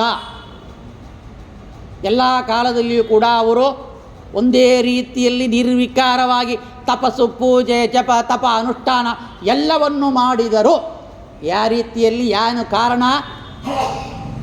ಆ ರೀತಿಯಲ್ಲಿ ಏನು ವೈಶ್ವಾತೇಶ ಪ್ರಾಜ್ಞರೂಪಿ ಭಗವಂತನ ಆರಾಧನೆಯಿಂದ, ಅವನ ಗುಣ ಉಪಾಸನೆಯಿಂದ ಅವ ಎಲ್ಲೆಲ್ಲಿ ಇದ್ದಾನ ಅಂತ ತಿಳಿಯೋ ಮುಖಾಂತರವಾಗಿ ಮೋಕ್ಷದಲ್ಲಿ ಭಗವಂತನಂತೆ ಆಗ್ತಾನ ಅಂದರೆ ಭಗವಂತನಂತೆ ಏನೇನು ಆಗ್ತಾನ ಅಂತ ಇವಾಗಲೂ ನೋಡಿದ್ವಿ. ಆ ರೀತಿಯಲ್ಲಿ ಇಂಥ ಒಂದು ತಪಸ್ವಿ ಯೋಗ ಜ್ಞಾನ ಮಾಡಿದರೆ ಮಾತ್ರವೇ ನಾವು ಮೋಕ್ಷ ಹೊಂದಕ್ಕೆ ಸಾಧ್ಯ. ಆವಾಗ ಈ ತಾಪತ್ರಯಗಳಿಂದ ನಾವು ದೂರ ಆಗಬೇಕು ಅಂತ ನಮಗೆ ಇಚ್ಛೆ ಇದ್ದು ಪೂಜೆಯನ್ನು ಮಾಡಿದರೆ ಭಗವಂತನ ಮೂರ್ತಿಯ ಅನುಗ್ರಹ ಆಗಬೇಕು. ಈ ಮೂರ್ತಿಗಳ ಉಪಾಸನೆಯಿಂದ ನಮ್ಮಲ್ಲಿರುವ ಭಗವಂತ ರೂಪಿ ಭಗವಂತ ಇವಾಗ ಜ್ಞಾನಿಯಾಗಲಿ ಅಂತ ಆಶೀರ್ವಾದ ಮಾಡುವಾಗ ನಮಗೆ ಚಳಿ, ಮಳೆ, ಗುಡುಗು, ಮಿಂಚು, ವಸಂತ ಋತು, ಆ ಚೈತ್ರ ಋತುವಾಗಲಿ, ಆ ಗ್ರೀಷ್ಮ ಋತುವೇ ಆಗಲಿ, ವರ್ಷ ಋತು ಜೋರಾಗಿ ಬರುವ ಮಳೆಯೇ ಆಗಲಿ, ಅವನಿಗೆ ಛತ್ರಿ ಬೇಕಾಗಿಲ್ಲ, ಯಾವುದೂ ಬೇಕಾಗಿಲ್ಲ, ಹೋಗ್ತಾನೇ ಇರ್ತಾನೆ. ನಾವು ಆ ರೀತಿಯಲ್ಲಿ ಉಪಾಸನೆ ಮಾಡಿಕೊಂಡು ಹೋಗ್ತಾನೇ ಇರಬೇಕು ಭಗವಂತನ ಕಾರ್ಯರೂಪವಾದ ಜಿಜ್ಞಾಸೆಯನ್ನು ಮಾಡೋಕ್ಕೆ. ಆ ರೀತಿಯಲ್ಲಿ ಇದನ್ನು ನಾವು ಚಿಂತನೆ ಮಾಡಬೇಕು. ಭಗವಂತನ ಮೂರ್ತಿಗಳನ್ನು ಉಪಾಸನೆ ಮಾಡಿ ನಾವು ಕರ್ಮವನ್ನು ಒಪ್ಪಿಸಬೇಕು ಅಂತ ಇರೋದ್ರಿಂದ ರಾಯರು ಈ 6 ಕಾಲವನ್ನು 6 ಋತುಗಳನ್ನು ಕೂಡ ಹೇಳಿ ಮತ್ತು ಇಂಥ ಒಂದು ಭಗವಂತನ ಪಂಚಯಜ್ಞ, ಯಾಕಂದರೆ ನಾವು ಹುಟ್ಟೋದು ಒಂದು ಯಜ್ಞ. ತಾಯಿಯ ತಂದೆ ರಕ್ತದಲ್ಲಿ ಸೇರಿ ತಾಯಿಯ ಗರ್ಭದಲ್ಲಿ ಹೋಗಿ ಶಿಶುವಾಗಿ ಬೆಳೆದು ಆಮೇಲೆ ಹುಟ್ಟು ಆಮೇಲೆ ಕಾರ್ಯವನ್ನು ಮಾಡ್ತಾ ಇದ್ವಿ. ಈ ರೀತಿಯಲ್ಲಿ ಕೂಡ ಈ ಕಾಲದಲ್ಲಿ ನಾವು ಏನೋ ಚಿಂತನೆ ಮಾಡ್ತಾ ಇದ್ವಿಯೋ, ತುಂಬ ಹ್ಯಾಪಿ ಬರ್ತ್ಡೇ ಟು ಯು ಅಂತ ಬಿಡ್ತೀವಿ ಅಷ್ಟೇ. ಇಂಗ್ಲೀಷ್ನಲ್ಲಿ ಮೈನ್ ಬತ್ತಿ ಹಚ್ಚಿ ಉಫ್ ಓದಿ ಮುಗಿದೋಯ್ತು. ದೀಪ ಹಚ್ಚಬೇಕು ಅಂದರೆ ಆ ಮಗು ಯಾವ ಋತುವಿನಲ್ಲಿ ಹುಟ್ಟಿದ್ದಾನ, ಯಾವ ಕಾಲಕ್ಕೆ ಹುಟ್ಟಿದ್ದಾನ, ಆ ಕಾಲಕ್ಕೆ ನಿಯಾಮಕ ಭಗವಂತ ಹಾಗಂತೇಳಿ ಆ ಮಗುಗೆ ಹೇಳ್ಕೊಳ್ಬೇಕು. ಇಂಥ ಋತುವಿನಲ್ಲಿ ಹುಟ್ಟಿದ್ದಿ, ಈ ಋತುವಿನಲ್ಲಿ ಈ ಭಗವಂತನ ಮೂರ್ತಿ ನಿಯಾಮಕನಾಗಿದ್ದಾನ, ಈ ಭಗವಂತನ ಒಂದು 10 ಸಲ ಹೇಳಪ್ಪ. ಹ್ಯಾಪಿ ಬರ್ತ್ಡೇ ಟು ಯು ಅಂತ ಹೇಳಬಾರ್ದು. ಸಂಕರ್ಷಣ ಭಗವಂತ ಇರುವಾಗ ಸಂಕರ್ಷಣ ಸಂಕರ್ಷಣ ಸಂಕರ್ಷಣ ಅಂತ ಹೇಳಬೇಕು. ಇದು ಯೋಗ ತಪಸ್ಸಿ ಪೂಜೆ. ಇಷ್ಟೆಲ್ಲ ನಾವು ಅನುಸಂಧಾನ ಪೂಜೆ, ಬರೀ ಗೆಡ್ಡ ಕಟ್ಟಲೆ ಕೂತ್ಕೊಂಡು ಮಾಡೋದು ಪೂಜೆ ಇಲ್ಲ. ಇದನ್ನು ತಿಳಿದು ನಾವು ಲೈಫಲ್ಲಿ ಅಳವಡಿಕೆ ಮಾಡಿಕೊಳ್ಬೇಕು. ಈ 12 ವರ್ಷ 14 ವರ್ಷ ಓದ್ತಾರೆ ಪಂಡಿತರು, ಜ್ಞಾನವಂತರಾಗ್ತಾರೆ, ಎಲ್ಲ ಮಾಡ್ತಾರೆ. ಅದರ ಲೈಫಲ್ಲೇ ಅಳವಡಿಸಿಕೊಳ್ಳೋರು ತುಂಬ ಕಷ್ಟ. ಅದನ್ನು ತಮ್ಮ ಏನು ಪಾಂಡಿತ್ಯ ಯಾರು ಅಂತ ಕೇಳಿದರೆ ಶಾಸ್ತ್ರ ಹೇಳುತ್ತೆ. ವ್ಯಾಕರಣ, ತರ್ಕ, ಶಾಸ್ತ್ರ, ಮೀಮಾಂಸಾ, ದೈವಿ ಮೀಮಾಂಸಾ, ತರ್ಕಮೀಮಾಂಸಾ, ಬ್ರಹ್ಮಮೀಮಾಂಸಾ ಎಲ್ಲವನ್ನು ಓದಿ, 4 ವೇದಗಳನ್ನ ಓದಿ, ಪುರಾಣಗಳನ್ನೆಲ್ಲ ಓದಿ ಪಾಠ ಪ್ರವಚನ ಮಾಡಿಕೊಂಡಿರೋನು ಕೂಡ ಪಾಂಡಿತ್ಯ ಇಲ್ಲ ಅಂತ ಹೇಳ್ತಾ ಇದ್ದಾರೆ. ಯಾಕೆ? ಅವ ತನ್ನ ಜೀವಮಾನದಲ್ಲಿ ಅದನ್ನು ಅಳವಡಿಸಿಕೊಂಡಿಲ್ಲ. ಆ ಅನುಸಂಧಾನವನ್ನು ಮಾನಸಿಕ ಪೂಜೆಗೆ ತಗೊಂಡೊಂದಿಲ್ಲ. ಅದಕ್ಕೆ ಅವ ಪಂಡಿತನಿಲ್ಲ ಅಂತ ಹೇಳ್ತಾ ಇದೆ. ನೋಡಿರಿ, ಅಷ್ಟೊಂದು ಎಷ್ಟು ಮುಖ್ಯ. ಆ ರೀತಿಯಲ್ಲಿ ಪಾಂಡಿತ್ಯ ಅಂದರೆ ಈ ಓದೋದನ್ನು ಜೀವಮಾನದಲ್ಲಿ ಯಾರು ಅಳವಡಿಸಿಕೊಂಡು ಬದುಕುತ್ತಾನೋ ಅವ ಪಂಡಿತ. ಹಾಗಂತ ಇರೋದ್ರಿಂದ ಈ ಕಾಲ ನಿಯಾಮಕರ ಭಗವಂತನನ್ನು ನಾವು ಉಪಾಸನೆಯನ್ನು ಮಾಡಬೇಕು. ಅದಕ್ಕೆ ಕಾಲದಲ್ಲಿ ಮಾಡುವ ದೋಷಗಳು ಪರಿಹಾರ ಆಗತ್ತೆ. ಹಾಗಂತೇಳಿ ಇನ್ನೂ ಅನಂತ ವಿಷಯಗಳು ಕೂಡ ನಾವು ಮನಸ್ಸಲ್ಲಿ ಚಿಂತನೆ ಮಾಡುವಾಗ ಎಲ್ಲ ಬರ್ತಾ ಇದೆ. ಉಪನಿಷತ್ತಿಲಿರುವ ಒಂದು ಮಂತ್ರದ ಅರ್ಥ ಮಾತ್ರ ಇಲ್ಲ, ನಾವು ಚಿಂತನೆ ಮಾಡ್ತಾ ಅದು ಮಾನಸಿಕ ಪೂಜೆಯಾಗಿ ಷಟ್ಕಾಲ ಪರಮಾತ್ಮನಿಗೆ ಅದು ಪೂಜಾರೂಪವಾಗಿ ಪರಿಣಾಮ ಆಗತ್ತೆ. ಹಾಗಂತೇಳಿ ನಾವು ನೋಡಿ ಈ ಕಾಲದಲ್ಲಿ ಮಾಡುವ ಕರ್ಮಗಳು ಕೂಡ ಭಗವಂತನ ಪೂಜೆ. ಹಾಗಂತೇಳಿ ಆ ಸಂಕಲ್ಪ ಮಾಡುವಾಗಲೇ ಈ ನಾಮ ಪಂಚಾಂಗದಲ್ಲಿ ನೋಡ್ತೀವಿ. ದಾಮೋದರ ತನಕ, ಕೇಶವದಿಂದ ದಾಮೋದರ ತನಕ 12 ತಿಂಗಳಿಗೂ ಕೂಡ 12 ಭಗವಂತನ ಲಕ್ಷ್ಮೀ ಸಮೇತವಾದ ಭಗವಂತನ ರೂಪಗಳನ್ನ ನಾವು ಪಂಚಾಂಗವನ್ನು ನೋಡಿದರೆ ಗೊತ್ತಾಗತ್ತೆ. ಆ ರೀತಿಯಲ್ಲಿ ಅದು ಮಾತ್ರ ಇಲ್ಲದೆ ಈ ಒಂದು ಪೇಪರಲ್ಲಿ ಬರೆದುಕೊಂಡು ಏನೇನು ರೂಪ, ಎಲ್ಲೆಲ್ಲಿ, ಯಾವ ಕಾಲಕ್ಕೆ, ಯಾವ ಸಾಮಗಾನ, ಯಾವ ಪ್ರತಿಪಾದ್ಯ ರೂಪ ಹಾಗಂತ ಹೇಳಿ ನಾವು ಬರೆದುಕೊಂಡು ಅಲ್ಲಿ ಪಂಚಾಂಗದಲ್ಲಿ ಬರ್ಕೊಳ್ಬೋದು. ಆ ರೀತಿಯಲ್ಲಿ ಬರೆದುಕೊಂಡ್ರೆ ಮತ್ತು ಅವನು ಈ ಷಟ್ಸಾಮ ಕಾಲಕ್ಕೆ ಭಗವಂತನ ಅನುಗ್ರಹ ಆಗತ್ತೆ, ಮೋಕ್ಷ ಹೊಂದಕ್ಕೆ ಕಾರಣವಾಗತ್ತೆ. ಹಾಗಂತ ಇರೋದ್ರಿಂದ ಇದನ್ನು ರಾಯರು ಕೊಡ್ತಾ ಇದ್ದಾರೆ. ಮತ್ತು ಇದು ತುಂಬ ಹೋಗ್ತಾ ಇರಲಿ. ಇದು 3ನೇ ಒಂದು ಶ್ಲೋಕ, ಒಂದು ಗದ್ಯದ ಶ್ಲೋಕ ಈ ರೀತಿಯಲ್ಲಿದೆ. ಸ್ವಹೃದಯ ಮಧ್ಯಸ್ಥಿತ ಸುಷುಮ್ನಾನಾಡಿ ದಕ್ಷಿಣ ಪಾರ್ಶ್ವಸ್ಥಿತ 50 ಸಂಖ್ಯಾಕ ಪಿಂಗಲನಾಡೀಷು ತದುತ್ತರ ಪಾರ್ಶ್ವಸ್ಥಿತ ತಾವತ್ ಸಂಖ್ಯಾಕ ವ್ಯಂಜನಾನ್ನ ಪ್ರತಿಪಾದ್ಯ ತಾವತ್ ಸಂಖ್ಯಾಕ್ಯಾಡಾನಾಡೀಷು ತತ್ತದ್ದೋಗ್ಯ ತತ್ತತ್ಕಾಲಾನುಸಾರ ಪ್ರಾಪ್ತ ತತ್ತನ್ನಾಡಿಸ್ಥಿತ ಬೃಹದಿ ಚಂದರುಕ್ಸಹಸ್ರಗತ ಷಟ್ತ್ರಿಂಶದಸಹಸ್ರ ಅಂಶಸ್ವರಾಕ್ಷ ಪ್ರತಿಪಾದ್ಯ. ತುಂಬ ಒಳ್ಳೆಯ ಅತ್ಯಂತ ನಿತ್ಯ ಉಪಾಸನೆಯನ್ನು ಮಾಡುವ ಒಂದು ಮಂತ್ರ, ಒಂದು ಗದ್ಯ ಇದು. ಯಾಕಂದರೆ ನಮ್ಮ ಜೀವಮಾನಕ್ಕೆ ಇದು ಅತ್ಯಂತ ಜ್ಞಾನವನ್ನು ಹೆಚ್ಚು ಕೊಡುವ ತಕ್ಕಂಥ ರೂಪಗಳು. ಜ್ಞಾನವನ್ನು ಉತ್ಪಾದಿಸುವ ನಮ್ಮ ಅಂತಃಕರಣ ಶುದ್ಧಿದ್ವಾರ ನಾವು ಮೋಕ್ಷವನ್ನು ಹೊಂದಕ್ಕೆ ಕಾರಣವಾಗತ್ತೆ. ಅಂದರೆ ನಾವು ನೋಡಿದ್ವಿ, ನಮ್ಮ ದೇಹದಲ್ಲಿ ಇರುವ ರೂಪ ಬೇರೆ ಬೇರೆ ಗ್ರಂಥಗಳು, ಸುಧಾದಿ ಗ್ರಂಥಗಳು, ರಾಯರು ಕೊಟ್ಟಿರುವ ಗ್ರಂಥಗಳು, ಟೀಕಾ ಟಿಪ್ಪಣಿಗಳು, ನಮ್ಮ ಉಪಾಸನ ಕ್ರಮಗಳು ಎಲ್ಲ ನೋಡಿದರೆ ನಾವು ಹೇಳಿದಂತೆ ಲಕ್ಷಾಂತರ ರೂಪಗಳಿದೆ. ಭಗವಂತನ ಹೊರಗಡೆ ಎಷ್ಟು ರೂಪ ಇದೆಯೋ ಅಷ್ಟು ರೂಪಗಳು ಕೂಡ ನಮ್ಮಲ್ಲಿ ಇದೆ. ಇದು ಖಂಡಿತ. ಇಲ್ಲ ದೇವತೆಗಳಿಲ್ಲ, ಬ್ರಹ್ಮದೇವರಲ್ಲಿ ಜಾಸ್ತಿ ಇದೆ, ಅತ್ಯಂತ ಸೂಕ್ಷ್ಮ ರೂಪದಲ್ಲಿ ಇದ್ದೇ ಇರುತ್ತೆ. ಯಾಕಂದರೆ ಆ ಭಗವಂತನ ರೂಪಗಳು ಕಾಲ ಸಂಬಂಧಪಟ್ಟ ರೂಪಗಳು, ಕಾಲ ಸಂಬಂಧಪಟ್ಟ ಇರುವ ನಮ್ಮಲ್ಲೇ ಇರಬೇಕು.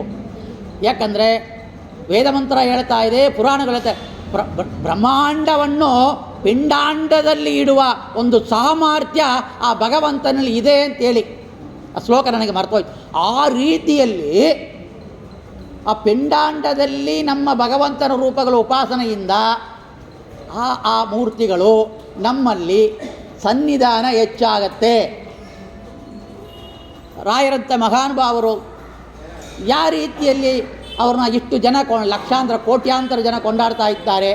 ಇಂಥ ಒಂದು ಉಪಾಸನೆಯಿಂದ, ಈ ಉಪಾಸನೆಯಿಂದ ಆ ರೂಪಗಳನ್ನ ಸದಾ ನೋಡ್ತಾ ಇದ್ದಾರೆ ವಾಯುದೇವರು, ಸದಾ ನೋಡ್ತಾ ಇದ್ದಾರೆ ಬ್ರಹ್ಮದೇವರು. ಅವರ ತಾರತಮ್ಯಕ್ಕೆ ಅನುಗುಣವಾಗಿ ಎಲ್ಲರೂ ಕೂಡ ಈ ಉಪಾಸನೆಯಿಂದ ಅಪ್ರೋಕ್ಷ ಜ್ಞಾನಿಗಳಾಗಿದ್ದಾರೆ. ಅಪ್ರೋಕ್ಷ ಜ್ಞಾನಿಗಳಾಗಿರೋದ್ರಿಂದ ದೇವತಾ ಪದವಿಯನ್ನು ಪಡೆದಿದ್ದಾರೆ.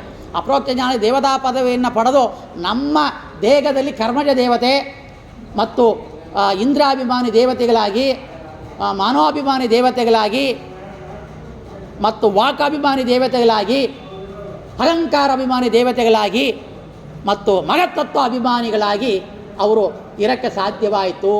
ಅವರು ಭೋಗಿಸ್ತಾ ಇದ್ದಾರೆ.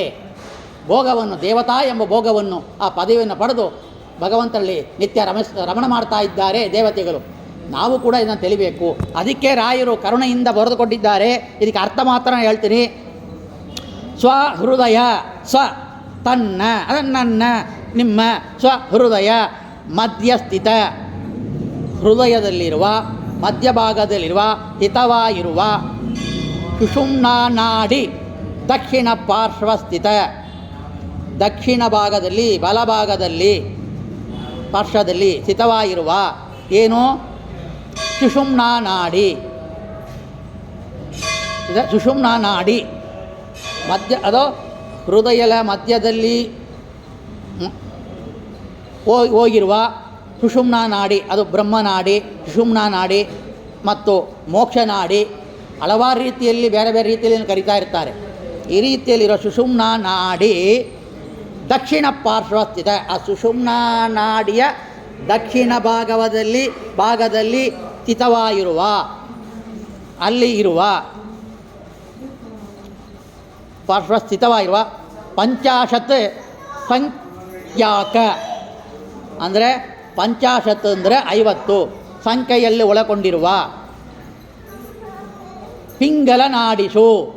ಈ ಪಿಂಗಲ ನಾಡಿಗಳಲ್ಲಿ ತತ್ತದ್ದುರ ಪಾರ್ಶ್ವಸ್ಥಿತ, ಆ ಪಿಂಗಲ ನಾಡಿಯ ಹಿಡ್ಕೊಂಡು ತದುತ್ತರ ಪಾರ್ಶ್ವಸ್ಥಿತ ಅಂದರೆ ಉತ್ತರ ಪಾರ್ಶ್ವಸ್ಥಿತ ಮತ್ತು ಎಡಭಾಗದಲ್ಲಿಯೂ ಇರುವ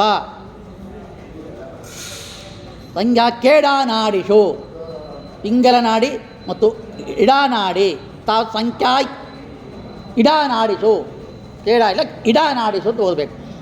ಸಂಖ್ಯಾಡಾನಾಡಿಸು ತತ್ತದ್ದೋಗ್ಯ ತತ್ಕಾಲಾನುಸಾರ ತತ್ತನ್ನಾಡಿ ಸ್ಥಿತ ತತ್ತದ್ದೋಗ್ಯ ತತ್ ತದ್ಯೋಗ್ಯ, ಅವರವರ ಯೋಗ್ಯದ ಅನುಸಾರವಾಗಿ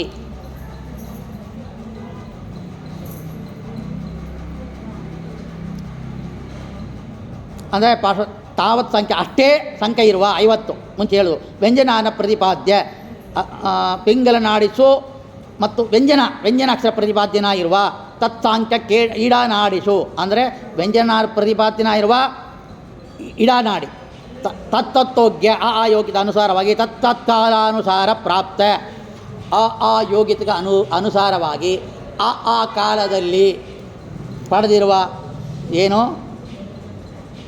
ಒಂದು ಜ್ಞಾನ ತತ್ಕಾಲ ಪ್ರಾಪ್ತವಾಗಿ ತತ್ತನ್ನಾಡಿ ಸ್ಥಿತ, ಆ ನಾಡಿಗಳಲ್ಲಿ ನಾಡಿಗಳಲ್ಲಿ ಸ್ಥಿತವಾಗಿರುವ ಭೃಗದಿ ಛಂದ ಋಕು ಸಹಸ್ರಗತ, ಭೃಗತಿ ಎಂಬ ಛಂದಸ್ಸು, ಆ ಭೃಗದಿ ಛಂದಸ್ಸು ಋಗ್ವೇದ, ಭೃಗದಿ ಛಂದ ಋಕ್ ಸಹಸ್ರಗತ ಅಂದರೆ 1000 ಋಕ್ ಮಂತ್ರ ಇದೆ.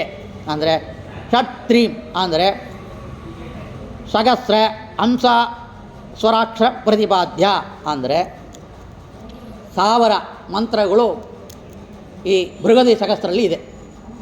ಇದರಲ್ಲಿಯೂ ಒಂದು ಅಕ್ಷರ ತಗೊಂಡ್ರೆ, ಒಂದು ಅಕ್ಷರ ತಗೊಳ್ಳೋಣ, ಅದರಿಂದ ಒಂದು ಮ ಅಂಬ ಅಕ್ಷರ ತಗೊಂಡಿವಿ, ಅದ್ರ ಅ ಮತ್ತು ಇಂ ಸೇರಿ 2 ಅಕ್ಷರ ಆಯಿತು. ಅಂದರೆ ಸ್ವರಾಕ್ಷರ ಆಯಿತು ಮತ್ತು ವ್ಯಂಜನಾಕ್ಷರ ಆಯಿತು. ಈ ವ್ಯಂಜನಾಕ್ಷರ ಸ್ವರಾಕ್ಷರ ಎಲ್ಲರಿಗೂ ಗೊತ್ತಿದೆ. ಈ ರೀತಿಯಲ್ಲಿ ಈ ಸಹಸ್ರ ಮಂತ್ರಗಳನ್ನು ತಗೊಂಡ್ರೆ ಒಂದೊಂದಲ್ಲಿಯೂ ಕೂಡ 2 ವಿಭಾಗ ಇದೆ. 36 ಅಕ್ಷರಗಳು ಜೋಡಣೆ ಇದ್ದರೆ ಅದು ಭೃಗದಿ ಸಹಸ್ರ. 36 ಮತ್ತು 1000 ಮಂತ್ರಗಳಲ್ಲೂ ಒಂದೊಂದು 1000 ಮಂತ್ರಗಳಲ್ಲಿ ಕೂಡ ಒಂದೊಂದು ಅಕ್ಷರ ತಗೊಂಡ್ರೆ 36,000 ಸ್ವರಾಕ್ಷರ ಆಯಿತು. ಮತ್ತು ಅದನ್ನು ಒಂದು ಅಕ್ಷರ ಎರಡು ವಿಭಾಗ ಮಾಡುವಾಗ ಸ್ವರಾಕ್ಷರ ಸಿಕ್ತು, ನಮಗೆ ಇನ್ನೊಂದು ಅಕ್ಷರ ಸಿಕ್ತು ವ್ಯಂಜನ ಅಕ್ಷರ. ಈ ವ್ಯಂಜನ ಅಕ್ಷರ ಪ್ರತಿಪಾದ್ಯನಾಗಿರೋ ಭಗವಂತ. ಇದರಲ್ಲಿಯೂ ಕೂಡ 36,000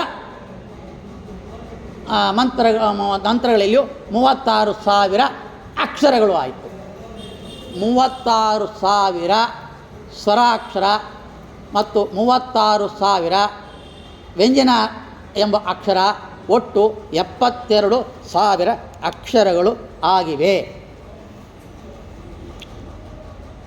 ಈ ರೀತಿಯಲ್ಲಿ ಈ ಅಕ್ಷರ ಪ್ರತಿಪಾದ್ಯನಾಗಿ ವಯೇ ಭಗವಂತ ಹಾಗಂತೇಳಿ ಇದನ್ನು ನಾವು ಚಿಂತನೆ ಮಾಡಬೇಕು ಅಂತೇಳಿ ಕೊಡ್ತಾ ಇದ್ದಾರೆ ರಾಯರು. ಅದೇನು ಇಷ್ಟು ನಾಡಿಗಳು, ಇಷ್ಟು ಭಗವಂತನ ಮೂರ್ತಿಗಳು ಉಪಾಸನೆಯನ್ನು ಮಾಡೋದು ಅತ್ಯಂತ ಕಷ್ಟಕರವಾಗಿದೆ. ಇದನ್ನು ನಾವು ಯಾವ ರೀತಿಯಲ್ಲಿ ಉಪಾಸನೆ ಮಾಡೋಕ್ಕೆ ಸಾಧ್ಯ ಹಾಗಂತ ಹೇಳುವಾಗ, ಈ ಸುಷುಮ್ನ ನಾಡಿ, ಈ ನಾಡಿಯಿಂದ ಮಧ್ಯ ಏನೋ ನಮ್ಮ ತಲೆಭಾಗವನ್ನು ಸರಿಯಾಗಿ ಪ್ಲಸ್ಸು ಅಂದರೆ ಸರಿ ಸಮಾನವಾಗಿ ಒಂದು ಭಾಗ ತಗೊಂಡು ಕಲೆಯಿನ ಪರ್ಯಂತ ನಾವು ತಗೊಂಡ್ರೆ ಅಲ್ಲಿ ಅತ್ಯಂತ ಸೂಕ್ಷ್ಮವಾಗಿರುವ ನಾಡಿ ಆ ಸುಷುಮ್ನ ನಾಡಿ. ಆ ಸುಷುಮ್ನ ನಾಡಿ ಒಂದು, ಮತ್ತು ಬಲಭಾಗದಲ್ಲಿ 50 ನಾಡಿಗಳು, ಎಡಭಾಗದಲ್ಲಿಯೂ 50 ನಾಡಿಗಳು. ಮತ್ತು ಈ 50 ನಾಡಿಗಳನ್ನು ಕೂಡ ಹಿಡ್ಕೊಂಡು 36,000 ನಾಡಿಗಳು ಬಲಭಾಗದಲ್ಲಿ ದಕ್ಷಿಣ ಭಾಗ. ಮತ್ತು ಈ ಏನು ಒಂದು 50 ನಾಡಿಗಳು ಇದೆಯೋ ಅದನ್ನು ಹಿಡ್ಕೊಂಡು ಮತ್ತು ಒಂದು ಮರ ಇದೆ, ಮೈನ್ ಗೊಂಬೆ, ಮೈನು ಅದು ಬುಡ, ಆ ಬುಡದಿಂದ ಮರ ಬೆಳೆದಿದೆ. ಮತ್ತು ಒಂದು ದಪ್ಪವಾಗಿರುವ ಒಂದು ಗೊಂಬೆಗಳು, ಆ ಗೊಂಬೆಯನ್ನು ಹಿಡ್ಕೊಂಡು ಮತ್ತು ಸಣ್ಣ ಪುಟ್ಟ ಗೊಂಬೆಗಳು, ಈ ರೀತಿಯಲ್ಲಿ ಮರ ಆಕಾರವನ್ನು ಒಂದು ಕಲ್ಪನೆ ಮಾಡಿಕೊಳ್ಳಿ. ಆ ರೀತಿಯಲ್ಲಿ ನಾವು ಕೂಡ ಒಂದು ಮರ ಇದ್ದಂತೆ. ಈ ನಾಡಿಗಳೇ ನಿಮಗೆ ಪ್ರಧಾನವಾಗಿರೋದು. ಈ ಎಡಭಾಗದಲ್ಲಿರುವ 50 ನಾಡಿಗಳು, ಇದನ್ನು ಹಿಡ್ಕೊಂಡು 36,000 ನಾಡಿಗಳು, ಒಟ್ಟು ಈ 72,000 ನಾಡಿಗಳು. ಸುಷುಮ್ನ ನಾಡಿ ಒಂದು, 50, 100, 101 ಮತ್ತು 72,000 ನಾಡಿಗಳಾಯಿತು. ಈ ರೀತಿಯಲ್ಲಿ ನಾವು ಚಿಂತನೆ ಮಾಡುವಾಗ ಏನಾಗತ್ತಂದರೆ, ನಾವು ಇಲ್ಲಿ ಮಾಡ್ತಾ ಇರೋದು ಪೂಜೆ. ನಮ್ಮ ಆಯುಷ್ಮಾನ ಎಷ್ಟು? 100 ವರ್ಷಗಳು. 100 ವರ್ಷಗಳು.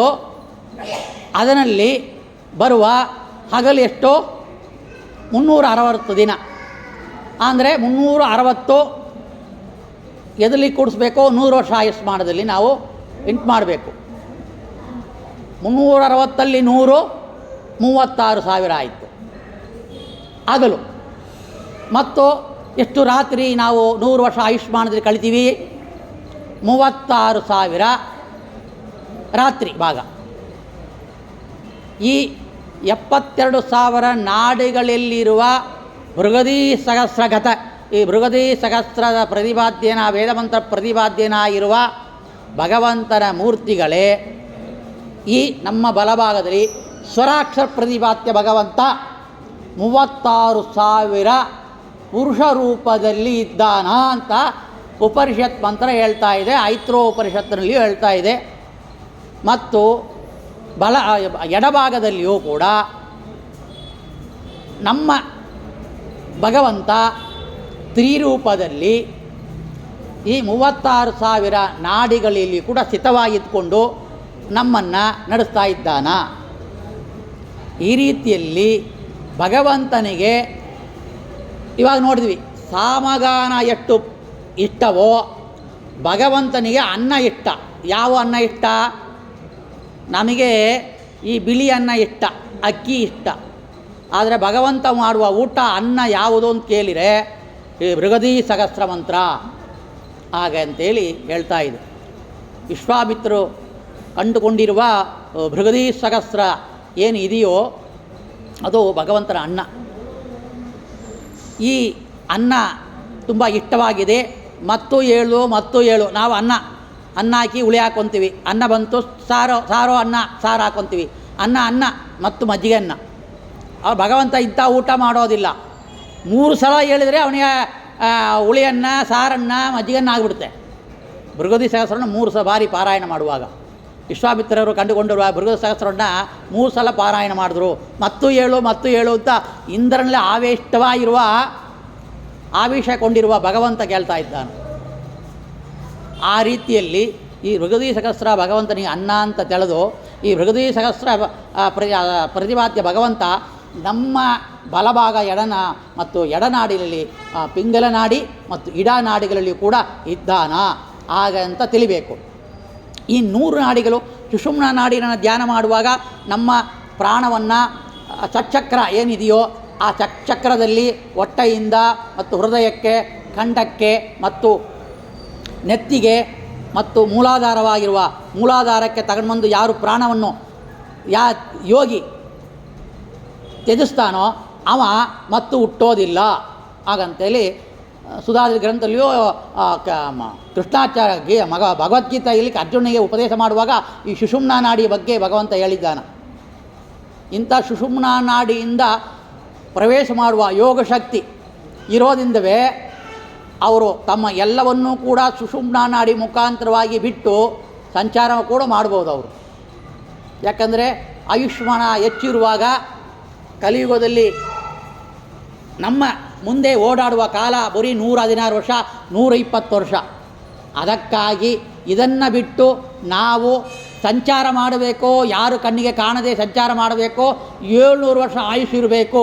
ಹಾಗಂತೇಳಿ ಒಂದು ಪ್ರಾರಬ್ಧ, ಒಂದು ಯೋಗ ಭೋಗ ಇರೋದ್ರಿಂದವೇ ರಾಯರು ತಮ್ಮ ಜೀವನ ಮಂತ್ರೋಪದೇಶದಿಂದ, ಮಂತ್ರಶಕ್ತಿಯಿಂದ, ವೇದ ಮಂತ್ರಶಕ್ತಿಯಿಂದ, ಒಂದೊಂದು ರೂಪ ಭಗವಂತನ ಉಪಾಸನೆಯಿಂದ ನೋಡಿ ಎಷ್ಟು ಸಾಕ್ಷಿ ಅಯಾಸೋತ್ರಗಿ ಹಾಗಂತೇಳಿ ಈ ರಾಯರ ಸ್ತೋತ್ರಕ್ಕೆ ಅಂಗಿತವನ್ನು ಕೊಟ್ಟವರು ಐಗಿರಿಯರು ಭಗವಂತ. ನಾವು ವರಾಗ ಷಣ್ಮೂರ್ತ್ಯಾತ್ಮಕ ಅಂತ ಹೇಳಿದ್ವಿ, ವರಾಗ ರೂಪಿಯು ಅಲ್ಲಿ ಬಂತು. ಈ ರೀತಿಯಲ್ಲಿ ಭಗವಂತನ ಮೂರ್ತಿಯನ್ನು ಉಪಾಸನೆ ಮಾಡಿಕೊಂಡು ತಮ್ಮ ಜೀವವನ್ನು ಹೊರಡಕ್ಕೆ ಅಲ್ಲಿ ಎಲುಬುಗಳಿದೆ, ಅಸ್ಥಿ ಪಂಚರ ಇದೆ, ಬೃಂದಾವನದಲ್ಲಿ ಇದೆ. ಹಾಗಂತ 700 ಬಾಯಿ ಬಿದ್ದೋಗುತ್ತೆ. ಅಲ್ಲಿ ಭಗವಂತನ ಇಷ್ಟು ವಿಶಿಷ್ಟವನ್ನು ವೇದ ಮಂತ್ರ ಹೇಳ್ತಾ ಇದೆ. ಇಷ್ಟು ವಿಶಿಷ್ಟವಾದ ಫಲವನ್ನು ಅಲ್ಪ ಮನುಷ್ಯ ಪಡೆದರೆ ಒಂದು ಸಲ ನೀವು ಕೇಳಿದರೆ ಸಾಕು, ನೀವು ಆ ರೂಪವನ್ನು ನೋಡಬೇಕು ಅಂತ ಏನಿಲ್ಲ, ನಿಮಗೆ ಭಗವಂತ ಫಲ ಕೊಟ್ಟೇ ಕೊಡ್ತಾನ, ಮೋಕ್ಷ ಕೊಟ್ಟೇ ಕೊಡ್ತಾನ. ಆಗಿರುವಾಗ ಯೋಗಿಗಳು ತಪಿಸುಗಳನ್ನು ನಾವು ಪರೀಕ್ಷೆ ಮಾಡೋದು, ಅವ್ರನ್ನ ಅವಹೇಳನ ಮಾಡೋದು, ಅವ್ರ ಪಾಂಡಿತ್ಯವನ್ನು ಸರಿ ಇಲ್ಲ ಅಂತ ಹೇಳೋದು ಎಲ್ಲವೂ ಕೂಡ ಅನರ್ಥಕ್ಕೆ, ಅಂಧಂತಮಸಿ ಕಾರಣವಾಗತ್ತೆ. ಅದಕ್ಕೆ ಹೇಳ್ತಾ ಇದ್ದಾರೆ ಈ 50 ನಾಡಿಗಳು ಯಾವುದು? ಅಜಾಯ ನಮಃ, ಆನಂದಾಯ ನಮಃ, ಈ ಇಂದ್ರಾಯ ನಮಃ, ಈ ಈಶಾನ್ಯಾಯ ನಮಃ, ಈಶಾಯ ನಮಃ, ಉಗ್ರಾಯ ನಮಃ, ಏಕದಂದಾಯ ನಮಃ, ಏಕಾಯ ನಮಃ, ಔರಸಾಯ ನಮಃ ಹಾಗಂತೇಳಿ ಮತ್ತು ಕಡೇ ಅಕ್ಷರ ಲಕ್ಷ್ಮೀ ನರಸಿಂಹಾಯ ನಮಃ, ಶಿಂಸುಮಾರ ಮೂರ್ತಿನೇ ನಮಃ.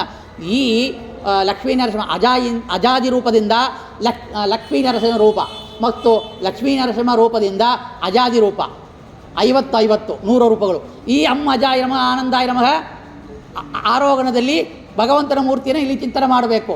ಮತ್ತು ಲಕ್ಷ್ಮೀ ನರಸಿಂಹ ಮತ್ತು ಅಜಾಯ ತನಕ ನಮ್ಮ ಎಡಭಾಗದಲ್ಲಿರುವ ನಾಡಿಗಳು ಏನು ಇಡನಾಡಿ, ಪಿಂಗಲನಾಡಿ, ಅದರಲ್ಲಿರುವ ಈ 50 ರೂಪಗಳು ಶಿಂಶುಮಾರ ರೂಪವನ್ನು ಇಲ್ಲಿ ಚಿಂತನೆ ಮಾಡಬೇಕಲ್ಲಿ ಸುಷುಮ್ನ ನಾಡಿಯಲ್ಲಿ. ಈ ರೀತಿಯಲ್ಲಿ 51 ನಾಡಿಗಳಿರುವ ಭಗವಂತನ ಸ್ಮರಣೆ ಮಾಡಿಕೊಂಡು ನಾವು ತೀರ್ಥವನ್ನು ತಗೊಳ್ಬೇಕು ಅಂತಿದೆ. ಆಗತ್ತಾ? ಅದಕ್ಕೆ ಒಂದು ಸಲ ಓದ್ಬಿಡ್ಬೇಕು, ಬೆಳಿಗ್ಗೆ ಮಲಗುವಾಗ ಇದು ಓದ್ಬಿಡ್ಬೇಕು ಒಂದು ಸಲ. 2 ನಿಮಿಷ ಆಗುತ್ತೆ ಇದು ಓದೋಕ್ಕೆ, 2 ನಿಮಿಷ ಅಷ್ಟೇ. ಆ ರೀತಿಯಲ್ಲಿ ಈ 50 ನಾಡಿಗಳಲ್ಲಿ ಭಗವಂತನನ್ನು ನಾವು ಬೃಹತ್ ಕಲಸ ಮತ್ತು ಪೂರ್ಣಕುಂಭ ಈ 2 ಪೂಜೆ ಮಾಡ್ತೀವಿ. ಇಲ್ಲಿ ಅಜಾಯದಿಂದ ಸೂರ್ಯ ಮಂಡಲ ಭಗವಂತನ 50 ರೂಪಗಳನ್ನ ಆಹ್ವಾನ ಮಾಡ್ತೀವಿ. ಈ ಬೃಹತ್ ಕಲಸದಲ್ಲಿ ಲಕ್ಷ್ಮೀ ನರಸಿಂಹದಿಂದ ಅಜಾದಿ ರೂಪ ತನಕ ಇದಲಿ ಅವರೋಗಣದಿಂದ ಅಲ್ಲಿ ಸನ್ನಿಧಾನ ಮಾಡ್ತೀವಿ. ಈ 2 ಸಾಲಿಗ್ರಾಮಕ್ಕೆ ಅಭಿಷೇಕ ಮಾಡುವಾಗ ಇದರಲ್ಲಿರುವ ಭಗವಂತನ ಮೂರ್ತಿಗಳು ಐಕ್ಯವನ್ನು ಚಿಂತನೆ ಮಾಡಬೇಕು.